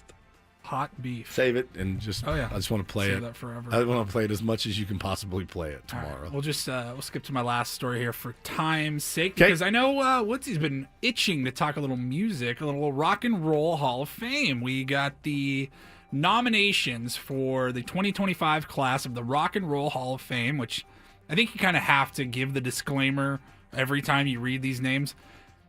It's a weird name for the class, like for the Hall of Fame. It's not the Rock and Roll Hall of Fame. It's kind of more the Music Hall of Fame. Lately, yeah. But like you always see, like you'll see hip hop stars, Sure. R&B singers, jazz, whatever. It's not just rock and roll, metal, etc. You've got a unbelievable class this year. An unbelievable. I feel like class. every year when we do this segment, I always say yes, yes, Yeah. yeah. Like there's never anybody that's nominated. I'm like, no, they're not. And I don't know what the criteria fully is for the Hall of Fame, but this year's nominees are the White Stripes, yes. Soundgarden, yes. Mariah Carey, yes. All right, what do you mean? See? Well, if it's a music, I know. she's not a rock and roll artist, but she's been doing this for 30 years. Yes, I know. Do you? All right, Oasis. I'd be like, what? They have 1 album, 2 albums? What? Massive band. Massive. Outkast and Fish. Fish probably, I don't know anything about Fish, really. A jam band. Very, very, AJ very. Cashville's definitely putting Fish. Oh, yeah. They're very into the Hall of Fame. All right, here's the Other finalists. Okay, go ahead. Joy Division, Yes. New Order. Look at this. Cyndi Lauper.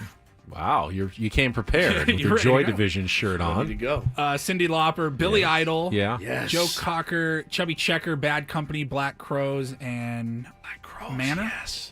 I don't know, Mom. Chubby Checker's just getting around. They're just getting Come around on, Chubby baby. Checker. Well, we know you only have one song. I'm not saying no to You know Chubby this Checker. is his first year on the ballot. Yeah, I'm not surprised. Do you He's want to know one something song. that's really going to blow your mind? He's still alive. Chubby Checker's 83 and Really? until still alive. All right, does he make it to the opening day? Since we've Can just we- mentioned him and I've made fun Can of we him. get him to the next Christmas and holiday extravaganza? Hey, what song are you going to sing? Let me guess! Let me guess what you're going to sing. Come on, Rudolph. There's also Let's Twist Again. I know, it's got multiple Let's variations. Twist Again. All right, here we like go. we did last summer. Here we go. 25 years must have passed since the release of their first commercial recording, the artist's impact on music culture and influence on other musicians, the scope and longevity of their career and body of work, the significance of their contributions to the development of rock and roll. I mean, there's, I'm over here now defending Mariah Carey, which I hadn't planned on, but she checks all that off, right? I think so. She's got one of the most iconic voices She has- of the last yeah, 40 years. I mean, a massive career. I wish they would have made like a pop music Hall of Fame. Done. No brainer. First ballot. Mount Rushmore. I wish they would just change the name of the Rock and Roll Hall of Fame to the Music Hall of Fame. And then you can keep everybody that's already in there. You don't have to have... It's so general. The Music Hall of Fame. That's why Rock and Roll Hall of Fame just sounds better. Yeah. I understand they don't have, like, the Sports Hall of Fame. They have the Baseball Hall of Fame, the Pro Football Hall of Fame, the Basketball Hall of Fame. I am a Hall of Famer of what? Sports. So, sports. Great bands, man. Soundgarden. By the way, Crows. Great the Twist, Chubby Checker, it's a cover. It's not even his Oh song. my God. He just got famous for doing the Twist. Yeah, they do have a Country Music Hall of Fame. They have a Motown Hall of Fame, or no, it's just a museum. But that's a great lineup, dude. I mean, that's a really great lineup. White Stripes, Soundgarden, Black Crowes, Bad Company kicks ass. Like, it's a good, solid, some solid entries. San Diego Hall of Fame, Hall of Champions is just a sports Hall of Fame. Yeah, that's true. Yeah, I love it. Did you say Green Day was in there? No, they're already in, aren't they? Somebody said, "Are they old enough? Can't to believe be in? Green Day is in, but not Blink." Last year's class included Ozzy, Dave Matthews Band, Cher, Tribe Called Quest, Mary J. Blige, Peter Frampton, Foreigner, and Kool and the Gang. I don't know if Green Day's in there or not. Adam Paul says, Fish is an arm of the Grateful Dead. Chubby Checker has more than one song. All right, name it. What's the other famous best Chubby Checker song? Limbo Rock. Never heard of it. Adam Paul says. Hot beef. I don't think that's a Chubby Checker song. Yeah, the Twist. Let's twist again. The Twist. Then the Twist. Limbo Rock. Let's twist again. It makes several appearances. Slow twisting. The dude loves twisting. His other famous song, Hot Beef. Hot beef. I'm telling you right now, I'm not going to be able to get enough of it, dude. I'm just not. Like, I'm not going to be able to get enough of that drop for the rest of my life. I'm looking at Chubby Checker's Spotify playlist. I just was. Yeah. They have the Twist listed like 3 times. 4 different versions of it are his top 5. It's so good. Like Randy Jones, but with music. Exactly. Hey, I had my success. I am going to milk that thing for all it's worth. Man, that poor guy. I hope Chubby Checker. Honestly, I hope he makes the afternoon. Since we've made fun of him incessantly, I hope he makes it till 6 p.m. tonight. It's going to be sad tomorrow. Can you imagine? Can you imagine? Shout out to his family. Shout out to his family. I'm so sorry. Did we do it again? So sorry. All right, Annie and Elston are coming up next. We will be back tomorrow morning at 6 a.m. for 4 more hours of fun and mediocre Yelp reviews.